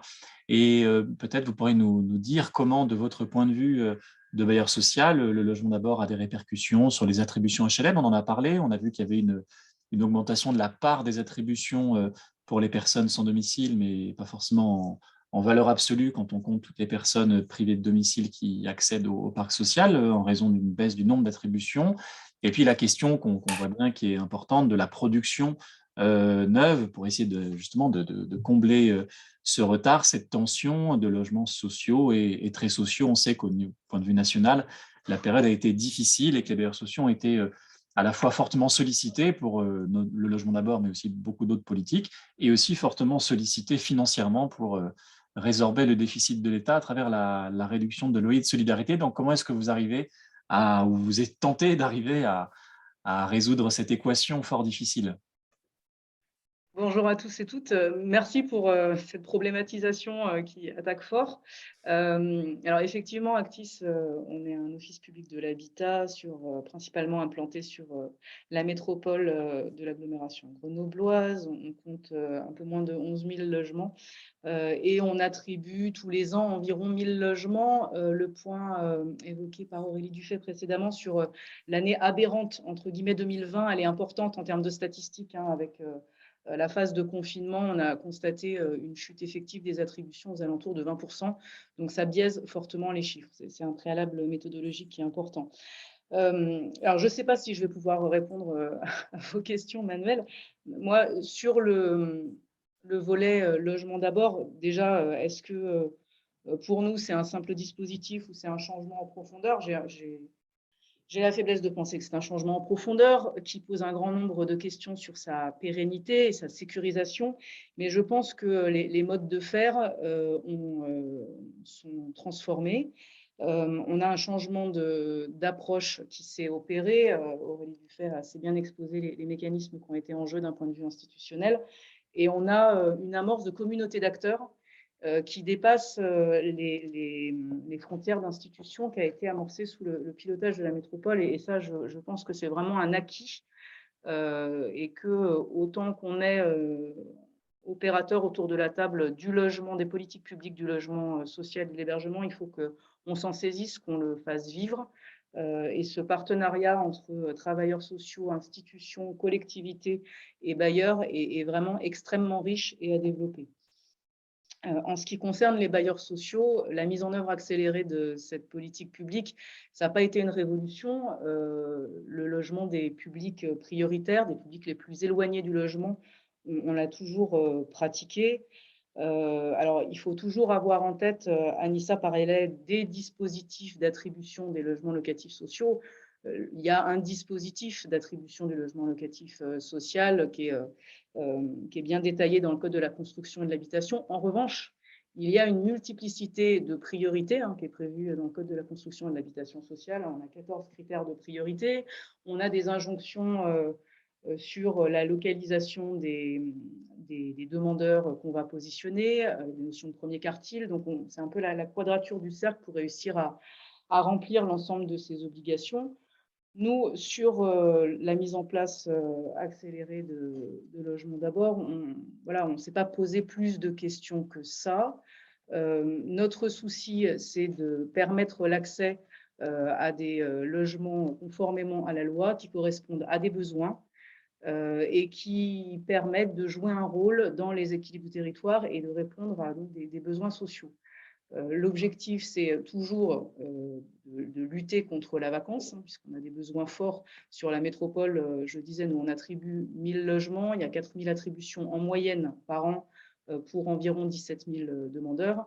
Il est évident que quel que soit le dispositif, l'objectif du processus est d'attribuer rapidement. Et puis, on a cette vigilance de ne pas stigmatiser ou renforcer la fragilité sur certains secteurs. Ça, c'est un point dans nos commissions d'attribution qui est régulièrement abordé. C'est notre quotidien, donc, d'essayer de relier tous ces points et de les mettre en équilibre. Donc, il n'y a pas eu de difficulté pour mettre en œuvre cette politique. Nous, quand j'ai regardé les chiffres sur 2021, on a 6% de nos attributions qui sont faites à des personnes qui sont sans domicile ou en habitat précaire. On a 13% de personnes qui sortent de structures qui rentrent dans notre parc de logements sociaux et 12% de nos attributions qui sont faites à des personnes hébergées par des tiers. Donc là, je couvre 3 catégories qui sont des catégories de personnes qui ont besoin d'un logement, mais qui n'ont pas le même besoin, qui n'ont pas le même parcours locatif, qui n'ont pas le même besoin en matière d'habiter. J'ai grandement apprécié l'intervention de Madame Schneider sur cette notion d'accompagnement à l'habiter et je vais en venir à cette notion d'accompagnement. En échangeant avec Anissa en préalable, elle me demandait est-ce que pour les bailleurs sociaux, l'accompagnement est un préalable, l'accompagnement social. L'accompagnement social, c'est une question qu'on se pose tout le temps et bien avant la mise en place du logement d'abord. À partir du moment où on a des fragilités sociales, des parcours de vie complexes, des personnes qui ont été sur des histoires de vie chaotiques, forcément des questions d'addiction, des questions de santé mentale, forcément on a, nous, opérateurs des attributions de logements sociaux, un besoin dans l'accompagnement à l'habiter dans du collectif pour ces personnes-là. Donc du coup, ça c'est toujours quelque chose qui est important et ça nous a permis, la mise en place du logement d'abord nous a permis, je pense, en tout cas pour Actis, de mieux connaître les travailleurs sociaux, les différents travailleurs sociaux, de mettre en place des temps d'échange en amont des commissions d'attribution pour échanger sur certaines situations, pas pour éviter l'attribution, mais peut-être pour éviter, Madame Schneider parlait de cas de toxicomanie par exemple ou d'addiction. Il y a certains secteurs où la personne, si elle est en cure, si elle est sur une démarche personnelle, c'est peut-être pas le bon endroit pour cette personne-là. Et du coup, il faut qu'on construise d'autres réponses. Donc ça, c'est vraiment des points. C'est difficile de répondre en chiffres à des situations qui sont des situations à chaque fois personnelles et donc à accompagner personnellement. Du coup, pareil, en termes de chiffres, nous, alors c'est pareil, si on prend que logement d'abord et logement d'abord jeune, ben voilà, via Actis, il y a 7 jeunes qui ont pu bénéficier de logement d'abord jeune. Via Actis, il y a une trentaine de ménages qui ont pu rentrer dans le logement et être accompagnés. Est-ce que ça reflète la réponse qu'on apporte aux besoins de logement des prioritaires? Je ne pense pas. Est-ce que ça reflète tout le travail qui est fait, la mobilisation pour accompagner ces situations-là? Je ne pense pas. Je ne pense pas qu'on puisse se mobiliser plus. Et en même temps, ce qu'il faut qu'on voit, c'est les limites du dispositif. Du coup, sur les limites du dispositif, il y a la question du parc social qui est disponible, vous l'avez évoqué, hein, c'est-à-dire qu'il y a une forte pression locative, il y a une forte demande de petits logements de type 1, type 2. C'est près de la moitié de la demande sur l'agglomération grenobloise, c'est un quart de nos attributions, parce que c'est un quart de notre parc. On a une structure du parc pour Actis qui est pour moitié en quartier prioritaire politique de la ville, ce qui restreint les possibilités d'attribution, ce qui restreint une forme d'attractivité des quartiers, à tort d'ailleurs, et ce qui va engendrer un niveau de refus qui est important. Et donc la question de comment on analyse ces refus, comment on accompagne plus en amont pour sensibiliser sur ce qu'est le parc de logements sociaux, sur ses qualités, sur ses limites. Donc là encore, on en revient à l'accompagnement avec les travailleurs sociaux. Derrière, il y a tout ce qui va être la coordination une fois que le ménage rentre dans le logement.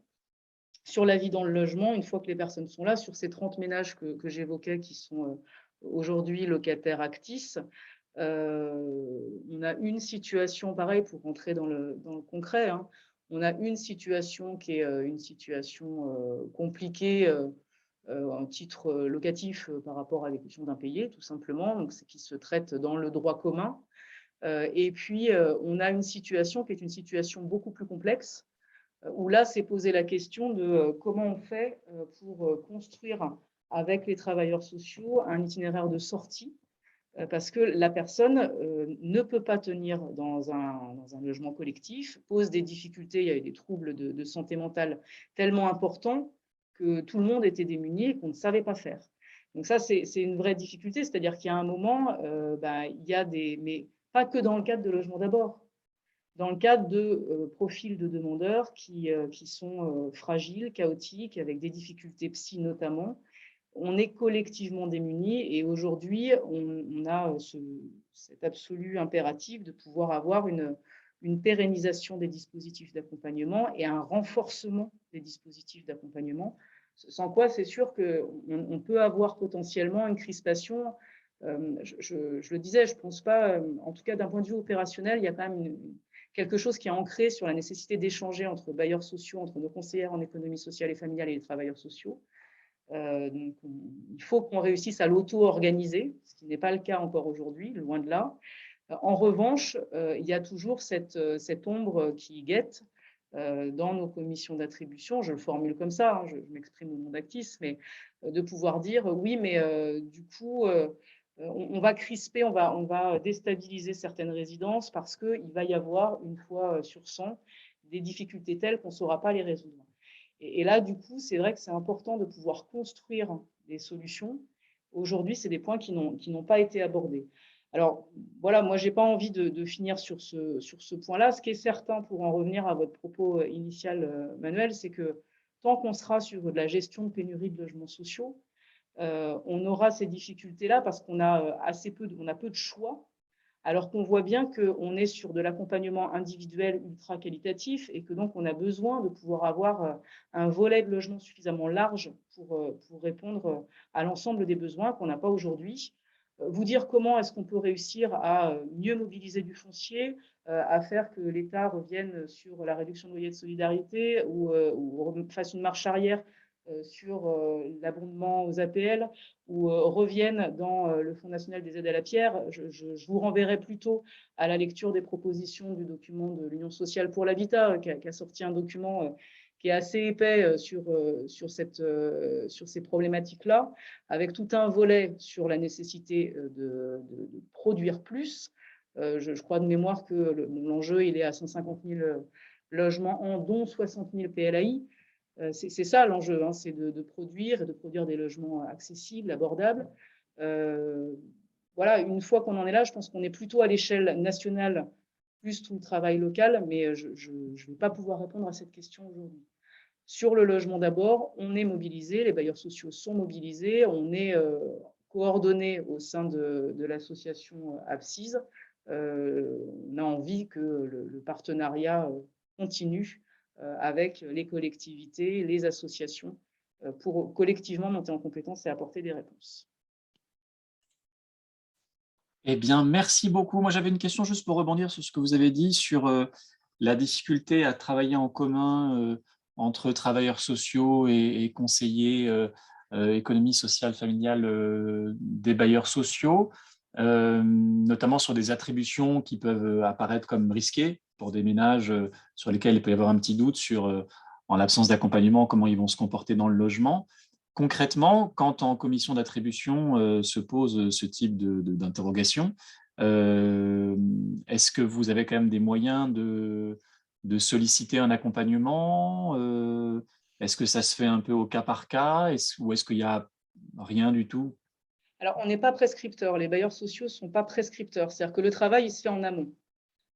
Tout le travail de lien, c'est au moment de l'instruction de la demande que, en principe, on a l'information qu'il y a un accompagnement social et qu'on mobilise nos conseillers ou conseillères en économie sociale et familiale pour faire le lien avec le travailleur social et évaluer la nature de l'accompagnement qui est proposé par rapport au logement proposé. Je le redis, c'est quand même extrêmement important.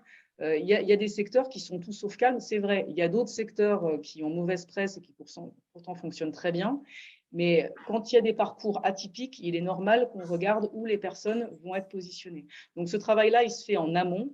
Et si vraiment il y a une impossibilité parce qu'on considère que ou l'accompagnement n'est pas nécessaire, enfin, est insuffisant par rapport aux besoins, ou le logement ne correspond pas aux besoins, là, ça va être retravaillé et pas passé en commission d'attribution. En tout cas, pour Actis, je pense qu'on est globalement sur ce type de fonctionnement-là.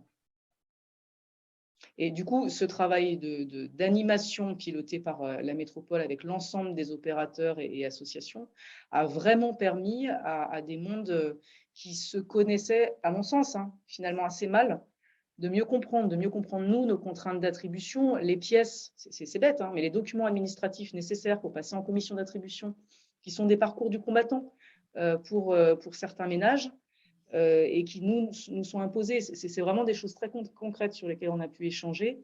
Et puis après, on a toujours des situations, c'est l'importance de la coordination, où les personnes vont avoir un parcours par étapes et où du coup, il va y avoir des informations qui vont se perdre en cours de route et où on se retrouve à une entrée dans les lieux avec des éléments qu'on est obligé de reconstituer. Mais je le redis, ça c'est notre investissement pour bien comprendre chaque situation avec notre expertise, notre filière métier, entre guillemets. Mais en tout cas, cette amorce d'échange systématique, maintenant, en tout cas pour Actis, il est bien posé. Très bien. Eh bien, merci beaucoup aux 4 intervenantes. N'hésitez pas toujours à poser des questions dans le chat ou à lever la main. Je ne sais pas si on arrive bien à voir quand les personnes lèvent la main. Pour l'instant, je crois qu'il n'y en a pas pour débloquer votre micro. Moi, peut-être en quelques mots, ce que j'ai retenu, mais à mettre en discussion justement avec vous de ces échanges, c'est que incontestablement à Grenoble, comme ailleurs, hein, il y a eu un démarrage ou un redémarrage, parce qu'il y a beaucoup de choses qui se faisaient sans forcément le dire. Ça a été dit aussi par territoire sur du logement d'abord qu'on faisait sans forcément l'appeler comme ça, mais à la limite, peu importe, sur le fait que ça a quand même redynamisé, redonné de la cohérence et chercher des mots communs, comme disait Aurélie, sur trouver qu'est-ce qu'on appelle le logement d'abord, comment on le définit, et qu'il y a quelque chose qui est né ou qui a redémarré en 2018 avec cet appel à la manifestation d'intérêt, cette mise en œuvre accélérée, que donc tout cela est évidemment positif, et le fait qu'il y ait très régulièrement des débats comme ce midi fait que là, on a l'impression que le soufflet quand même ne retombe pas. Il y a des collectivités où on le voit, il y a eu un début d'animation, et puis au bout d'un an ou deux, il n'y a même plus d'animateurs, de coordinateurs du logement d'abord, ça s'est arrêté. Donc là, on voit bien qu'à Grenoble, ce n'est pas le cas et que ça continue. Là où c'est peut-être plus compliqué, c'est qu'au moment de faire le bilan intermédiaire, au bout de 4 ans, on a un peu de mal à avoir des éléments de bilan, tout simplement. Alors, on voit des indicateurs de suivi sur la production de logements sociaux, de PLAI, d'attribution, etc., mais qui sont des indicateurs qui sont aussi beaucoup impactés par des facteurs exogènes aux acteurs du territoire. Donc, il faut les prendre aussi avec précaution, évidemment. En tout cas, qui ne montrent pas quand même ni une dégradation massive, ni une amélioration massive, j'ai l'impression. En tout cas, les indicateurs qui nous ont été présentés par Anissa au début. Donc, il y a sans doute une acculturation qui se fait, qui est importante, qu'il est pour l'instant, je crois, hein, difficile à voir dans les indicateurs de manière spectaculaire, en tout cas. Mais comme sur beaucoup d'autres territoires, on est pour l'instant sur des changements qui sont quantitativement relativement limités. Mais ça ne veut pas dire qu'ils sont négligeables, mais quantitativement, ils sont limités. La question des attributions, évidemment, a été posée, elle est centrale. Comment faire pour ne pas opposer les publics les uns aux autres? Je crois que quand on parle d'attribution dans une zone tendue, on est forcément amené à opposer des publics les uns aux autres. C'est la question des priorités. Ça ne veut pas dire que certains sont légitimes et pas d'autres, mais comme il faut attribuer en priorité à certains et pas à d'autres, il est vrai qu'il y a une question de degré de priorité à accorder, et on a bien vu que c'est compliqué parce que ça a été dit pour Actis, les logements sociaux sont attribués à des ménages qui ont tous des besoins importants. Mais après, voilà, il y a quand même, est-ce que la question des sans-domicile est plus prioritaire que d'autres? On voit que c'est 6% d'attribution, c'est le taux national hein, des attributions HLM aux personnes sans domicile. Est-ce qu'on peut faire mieux sans léser des publics qui sont dans des besoins très importants également? Est-ce qu'il reste une marge de manœuvre et où hein, ça a été rappelé, c'est une problématique récurrente de l'opposition, ou en tout cas de la tension entre le droit au logement, le logement d'abord, et puis la mixité sociale. Donc ça, évidemment, ça ne peut se tricoter que dans la dentelle locale. Là où ce n'est pas dans la dentelle locale, il y a un besoin qui a été affirmé plusieurs fois d'un engagement plus fort de l'État nationalement pour desserrer les contraintes financières, en tout cas. Ça ne va pas desserrer toutes les contraintes, mais au moins les contraintes financières sur les APL, sur les aides à la pierre, sur la ponction sur les bailleurs sociaux. Ça donnerait quand même de la respiration à tous ces acteurs. Besoin de pérennité également, mais là, c'est vrai que l'élection présidentielle fait qu'on est souvent à un moment de réinterrogation, de suspens, et c'est un peu dommage, mais on voit que des dispositifs qui avaient été acclimatés localement comme louer abordable sont modifiés sous forme de loc avantage, avec une interrogation. Alors, nous, c'est ce qu'on avait pointé juste au niveau national, en voyant la nouvelle maquette des aides pour les bailleurs privés. On a l'impression que ça peut inciter à en mobiliser davantage, mais avec des loyers supérieurs. Donc, est-ce que le couple métropole-État permettra de corriger ça, ce que Aurélie semblait espérer, en tout cas. On verra bien, mais ce serait une bonne nouvelle si ça pouvait le faire, avec un engagement de la métropole pour corriger ce risque d'avoir des loyers importants, et donc une mobilisation du parc privé pour des ménages qui ne sont pas les ménages logement d'abord, hein, quel que soit le périmètre précis qu'on lui donne. La question de l'accompagnement, je trouve, se pose assez fortement. Je n'ai pas réussi vraiment à moi, mais peut-être vous me compléterez, à savoir si au final, au-delà des des 8 ou des 20 jeunes en errance qui sont davantage accompagnés. Est-ce que pour des personnes sans domicile ou à risque de devenir sans domicile, on a un nombre de mesures d'accompagnement avec une durée, avec une intensité plus importante qu'auparavant et plus modulable. Ça a été dit aussi, il y a eu cette plateforme qui permet de mettre en commun des mesures, mais malgré tout, ça reste quand même très structuré, avec des frontières institutionnelles qui sont toujours difficiles à dépasser. La question aussi, ça a été dit sur l'accompagnement des personnes, des jeunes en errance vers le logement avec des réussites, mais quand même cette limite à 2 ans, alors qu'il reste une durée quand même relativement importante, mais et une sous-location, donc qui n'est pas tout à fait un bail pérenne avec etc. Donc là, on est sur les limites, on est à la frontière du logement d'abord pur et parfait, mais quand même sur quelque chose qui y ressemble. Est-ce qu'il faut aller au-delà de ça et avoir un accueil plus pérenne dans du logement plus pérenne également, ou est-ce que malgré tout, c'est quand même, on s'approche du logement d'abord? La question de l'ingénierie et je crois que c'est quand même quelque chose qui est assez propre à Grenoble, hein, où on a embauché, où il y a quand même, Aurélie le disait, 15 équivalents temps plein pour la mise en œuvre du logement d'abord, c'est assez rare pour le signaler, à titre divers, hein, évidemment. Donc ça, c'est plutôt un facteur positif, je pense, pour mettre en œuvre le logement d'abord. Et puis la question qui a été abordée par Anissa au début, sur les quelques dispositifs, mais là aussi, c'est assez rare pour le signaler, qui existent à Grenoble et assez peu ailleurs, pour malgré tout essayer d'embarquer les personnes en situation irrégulière dans des formes de logement d'abord qui ne sont pas des logements d'abord, là encore, purs et parfaits, loin de là, mais au moins de sous-location ou d'accompagnement par les citoyens ou par les institutions, et comment faire pour aller plus loin que ça. Voilà, c'est les quelques questions que je porte au pot commun pour aussi inspirer peut-être parmi nos 59 spectateurs qui sont là des idées de questions. Est-ce que nous en avons tac, tac, tac. Qui est-ce qui Chloé, tu disais super, je vous nomme panéliste. Normalement, vous pouvez activer votre micro. Je ne sais pas qui tu répondais. Oui, c'est Christelle Taricone, hein, qui représente pardon. le monde de l'hébergement. On essaye de lui donner la parole pour qu'elle puisse intervenir. Donc, D'accord. elle va intervenir d'ici peu. Eh bien, allez-y si vous êtes, si C'est ça a bon, marché. elle est Ouais. connectée. Eh bien, la parole est à vous alors. Et bonjour, vous m'entendez? Très bien.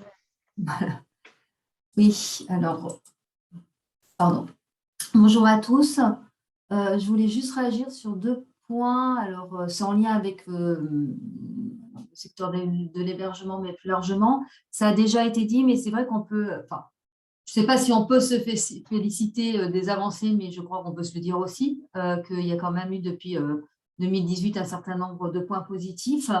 La question du partenariat, elle en fait partie, hein. Je reprends ce que tu disais, Bénédicte, où je pense que la culturation, elle a quand même aidé aussi à ce que les acteurs ou les collectivités soient assez impliqués et plus qu'impliqués, porteurs d'un certain nombre de choses sur cette politique du logement d'abord et dans l'AMI sur le territoire. Les points de vigilance, vous l'avez déjà dit, moi je voulais juste réagir sur les questions. Alors oui, je ne sais pas si c'est consolidation, pérennisation. Alors oui, on est dans un environnement de futures élections. Pour autant, on savait très bien que, et on sait aussi que l'AMI a un terme. On peut être, je ne sais pas s'il faut dire inquiet, mais en tout cas, je pense que l'articulation avec la trajectoire 2022-2024, le PALDI, et je sais qu'on a été tous assez force de proposition là-dedans. Et voilà, j'ose espérer qu'il y aura véritablement une co-construction, véritablement la suite des travaux en cours. Voilà, parce que derrière, il y a des personnes et que pour autant, si la politique du logement d'abord, elle reste la ligne de mire et sur laquelle on est plutôt favorable, plus que favorable même, il y a quand même la vigilance aussi de certains publics. Alors, on a parlé des jeunes tout à l'heure qui pouvaient rentrer dans la politique du logement d'abord. Il y a des jeunes pour lesquels c'est compliqué. Donc, voilà comment la politique de logement d'abord, elle n'exclut pas non plus un certain nombre de publics. On ne parle pas des publics sans droit ou avec des droits minorés. Voilà, comment la transformation de l'offre d'hébergement à venir dans le cadre de la trajectoire 2022-2024 et quelle articulation avec le logement d'abord peut exclure ou au contraire inclure ces publics-là. Et puis sur la question des territoires, je crois que c'est Aurélie qui en a parlé. Moi, mon interrogation, c'est plutôt à moyen terme comment voilà, la métropole, Grenoble-Alpes Métropole et sur l'AMI, comment cette dimension territoriale, elle essaime. Alors, ça ne veut pas dire qu'il ne se passe rien ailleurs, hein, il y a des choses qui se passent, mais pour autant, comment ça s'inscrit véritablement sur un territoire, sur une politique locale et sur des acteurs qui sont aussi présents, je pense notamment aux Norizères, et qui ne sont pas impliqués de la même façon sur la métropole. Voilà, c'est un peu mes questions. Merci beaucoup. Est-ce que ça inspire des réponses?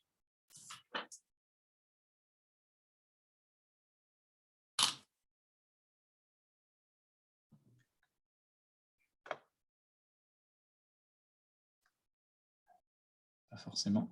Il y avait... Je me permets parce qu'en fait, je vais devoir vous laisser. Vas-y. Ouais. Donc, s'il y avait des questions complémentaires, notamment sur des chiffres, je fournirai aux demandeurs. Et sinon, je vous remercie pour avoir organisé ce temps d'échange et je vous souhaite une bonne après-midi. Eh bien, merci beaucoup pour votre participation. Au revoir.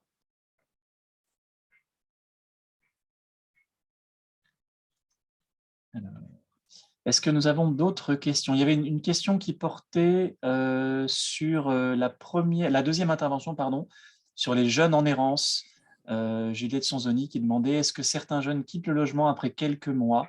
Et si oui, comment l'analysez-vous? Parce que c'est vrai que Vanessa Schneider, vous disiez que certains mettaient plusieurs semaines, plusieurs mois à s'approprier le logement. Mais est-ce que parfois cette greffe ne prend pas? Est-ce qu'il y a des échecs? Alors, sur les jeunes qu'on a pu accompagner, qu'on accompagne encore, non, il n'y a pas eu de jeunes qui sont sortis du logement d'abord. Ils sont tous en logement et toujours accompagnés. Ben voilà une réponse claire et positive. Tout à fait. Merci. Et moi, j'avais aussi une question sur je crois pas qu'on en ait parlé, sur la place du département dans le logement d'abord depuis 2017-2018. Est-ce que j'avais cru comprendre qu'au départ, ce n'était pas forcément simple? Est-ce qu'à l'arrivée, il y a quand même des passerelles, des actions communes qui se mettent en œuvre? Bon, je me lance pour initier quelque chose. Donc, effectivement, politiquement, en 2018, le département n'a pas rejoint le partenariat de mise en œuvre accélérée, tout en indiquant soutenir quand même cette approche. Et donc, ça s'est quand même traduit techniquement. Alors, je ne sais pas si des collègues du département sont présents ce midi, mais sur les différentes expérimentations soutenues par la mise en œuvre accélérée autour des enjeux d'accompagnement, dans les réunions partenariales, les collègues du département sont bien présents. On a eu une vraie difficulté depuis la crise sanitaire, et puis il y a eu les nouvelles élections aussi départementales, à reprendre à retrouver la gouvernance politique, puisqu'il y avait quand même eu des échanges entre État, métropole et département au niveau politique. Donc le travail a été plutôt technique, de regarder ce qui dans les expérimentations avait du sens pour les acteurs, quels étaient les enseignements, comment ça pouvait se traduire dans le cadre du PALDI, puisque le travail d'écriture réunissait les mêmes acteurs. Donc ça, c'est quelque chose qu'on a réussi, mais Christelle l'a dit, il faut que ça se traduise concrètement, quoi. On est vraiment au croisement là maintenant, où il faut passer de la parole aux actes, avec la dimension territoriale pas évidente, qui est effectivement, il ne faut pas que ça se passe que sur un territoire.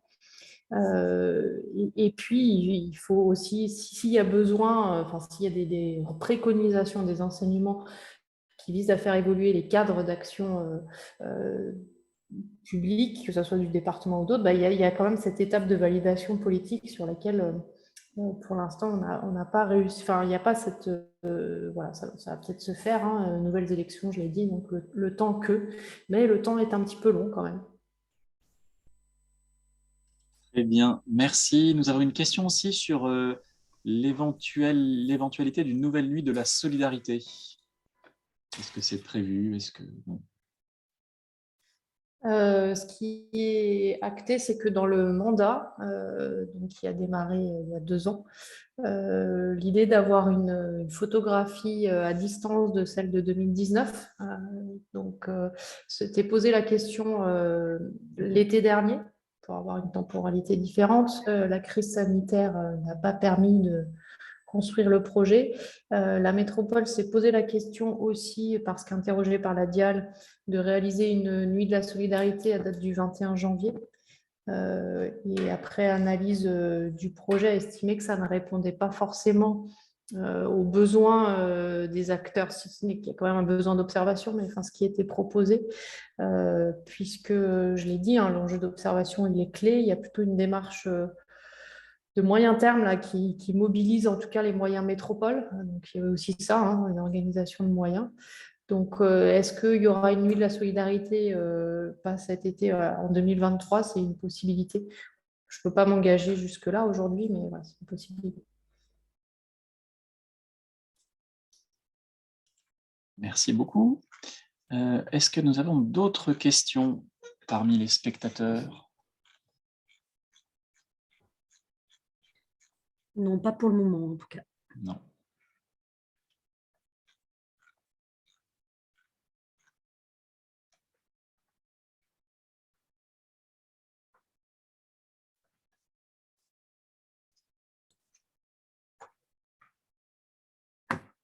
Pas de réaction non plus. N'hésitez pas hein, à lever la main pour intervenir aussi en direct si vous souhaitez apporter des compléments ou préciser des choses ou témoigner. N'hésitez pas. Sinon, on va passer à la conclusion peut-être et conclure cette séance.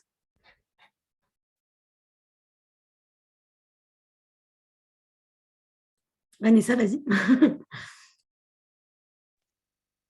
Juste pour élargir un petit peu, mais sans s'éparpiller, la question du logement et des jeunes, je pense que c'est vrai que c'est une problématique qui est récurrente sur une tranche d'âge donnée. La question des publics, c'est vrai qu'elle est complexe et que nous, on défend aussi les publics les plus éloignés parce que c'est avec cela qu'on travaille. Après, évidemment, quand on regarde la question du logement et des jeunes, quelle que soit la catégorie des jeunes, c'est sûr que ça reste une problématique de fond. Du coup, voilà, c'était juste pour dire qu'il y avait aussi des choses à travailler tous ensemble, parce que c'est vrai que le logement d'abord jeune a permis effectivement, comme disaient les différents intervenants, de croiser les professionnels.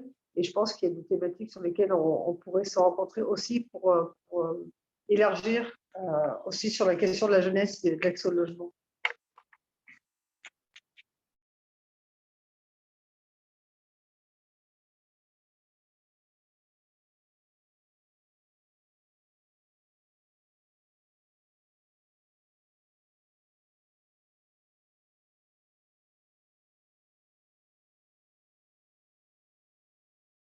Alors, il me semble qu'il y avait une question, je crois qu'on n'avait pas posée. Pouvez-vous préciser ce que vous entendez par le trop faible investissement sur la question de la prévention des ruptures? Mais peut-être tu avais répondu dans le chat, Anissa, c'est ça? Oui, non, j'ai juste précisé ce qu'on entendait par prévention par la dimension de prévention des ruptures. Ok.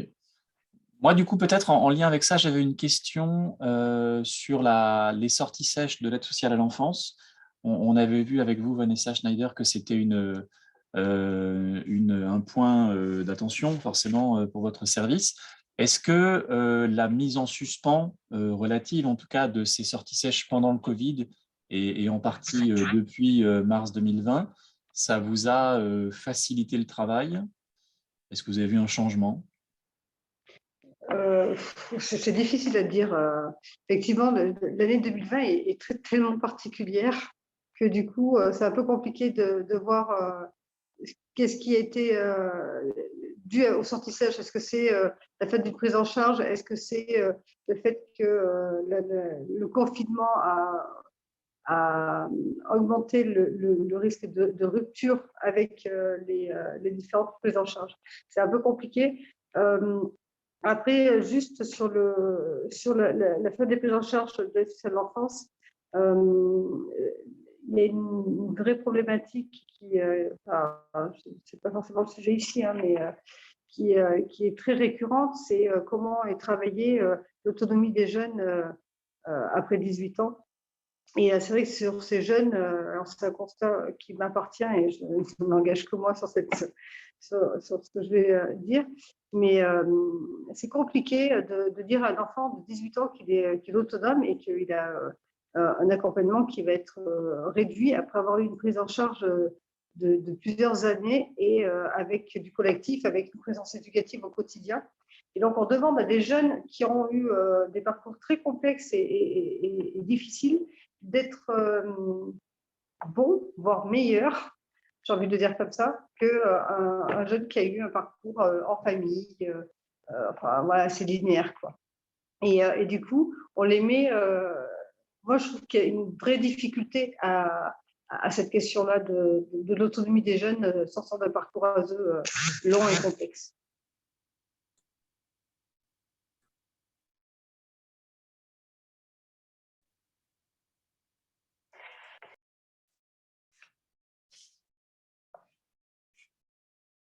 Très bien. Est-ce que ça suscite d'autres questions? Je ne crois pas.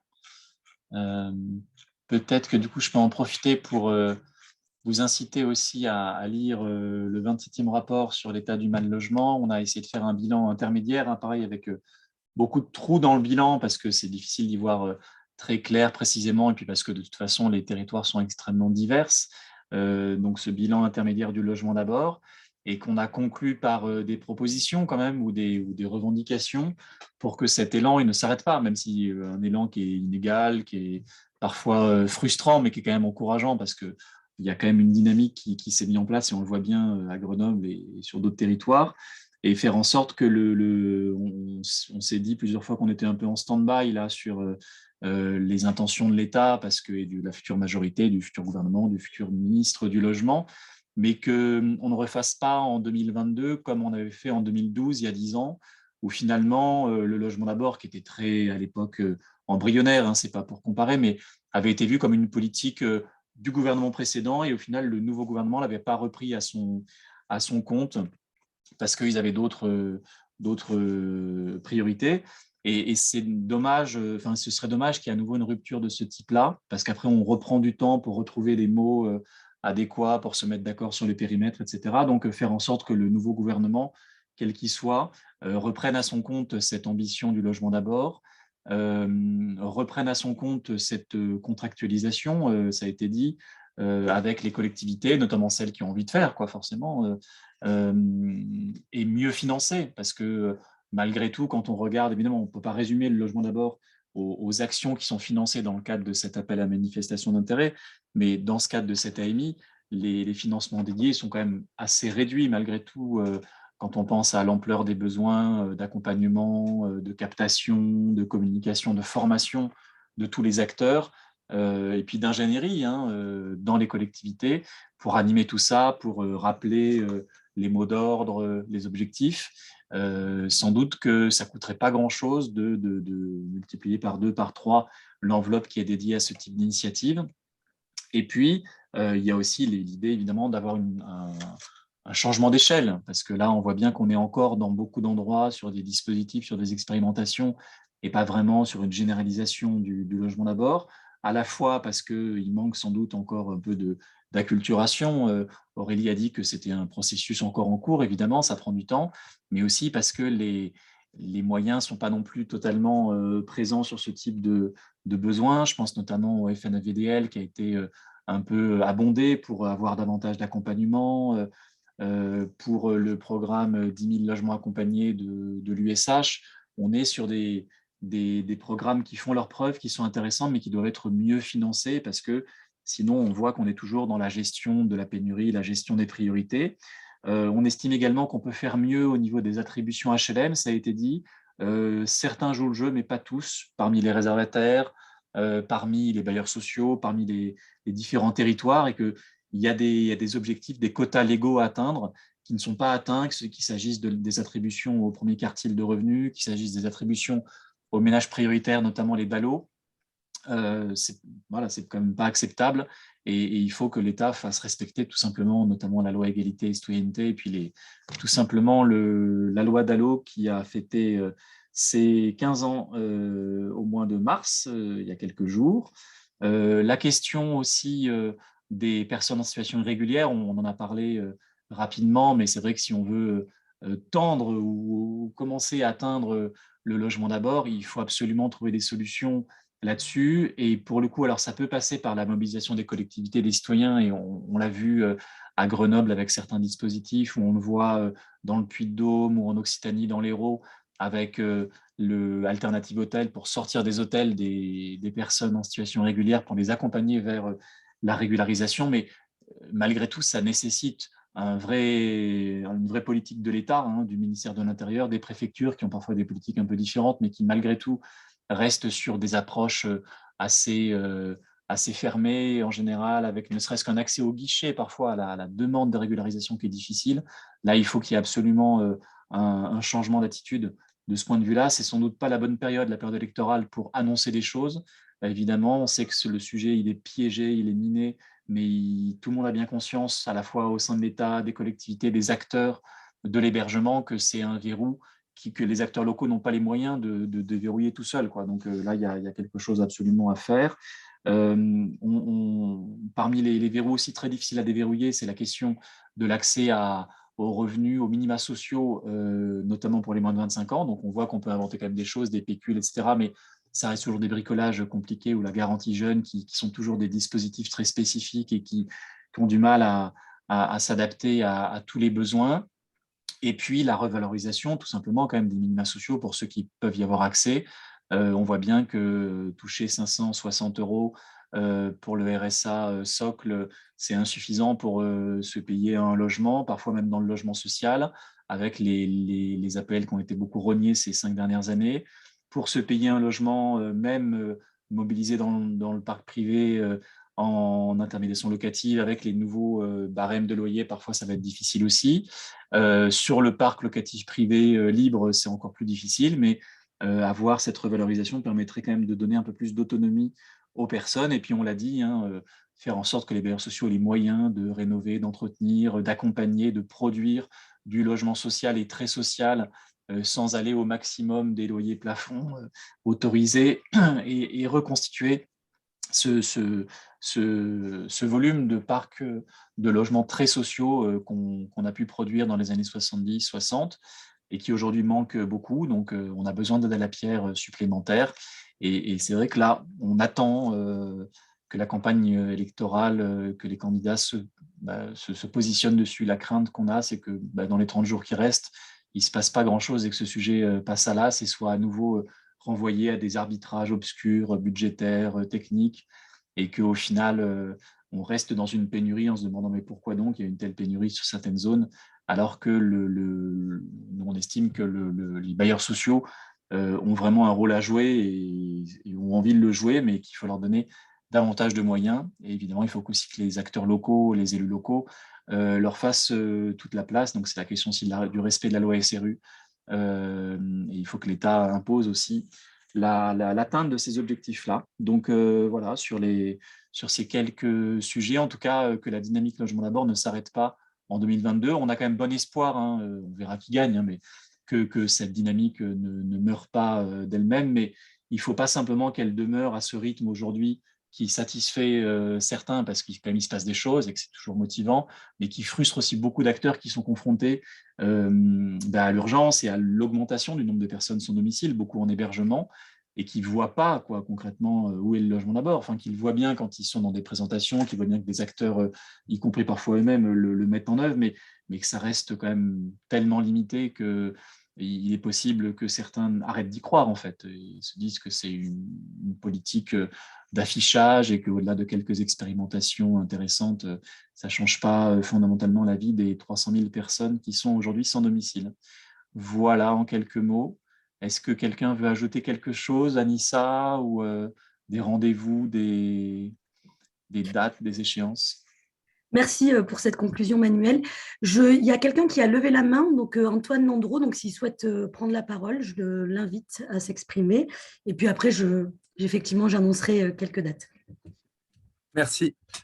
C'était juste une remarque, ça a déjà été évoqué plusieurs fois, mais là, c'est plus sur la trajectoire vis-à-vis de l'hébergement d'urgence. Et en mai, il y a la ministre du Logement, Emmanuelle Wargon, qui a demandé au préfet de région de commencer à décroître le nombre de places d'hébergement d'urgence, étant donné qu'il y avait la politique du logement d'abord qui se mettait en œuvre. Et voilà, en Isère, on voit que depuis des années, le nombre de places d'hébergement était croissant, mais pas assez croissant, parce qu'il y a 5 ans, il y avait seulement une demande sur 3 qui était acceptée auprès du 115. Aujourd'hui, plutôt une demande sur 4 qui est acceptée. Donc, on continue à avoir de moins en moins de demandes acceptées. Et là, on va commencer à décroître ce nombre de places d'hébergement, alors que, par ailleurs, c'est 85% des gens dans ce parc d'hébergement qui sont en situation irrégulière, ou en tout cas qui ne leur permettent pas d'accéder au logement. Donc, la fluidification prétendue par le logement d'abord, en fait, ne sera pas du tout effective. Et donc, s'il y a des progrès qui peuvent être faits sur le logement d'abord, tant mieux, c'est certain. Mais euh, la politique qui est proposée par l'État de réduire le nombre de places d'hébergement d'urgence est, à mon sens, vraiment très problématique et complètement va à l'inverse de la démarche proposée. Voilà, c'était une remarque.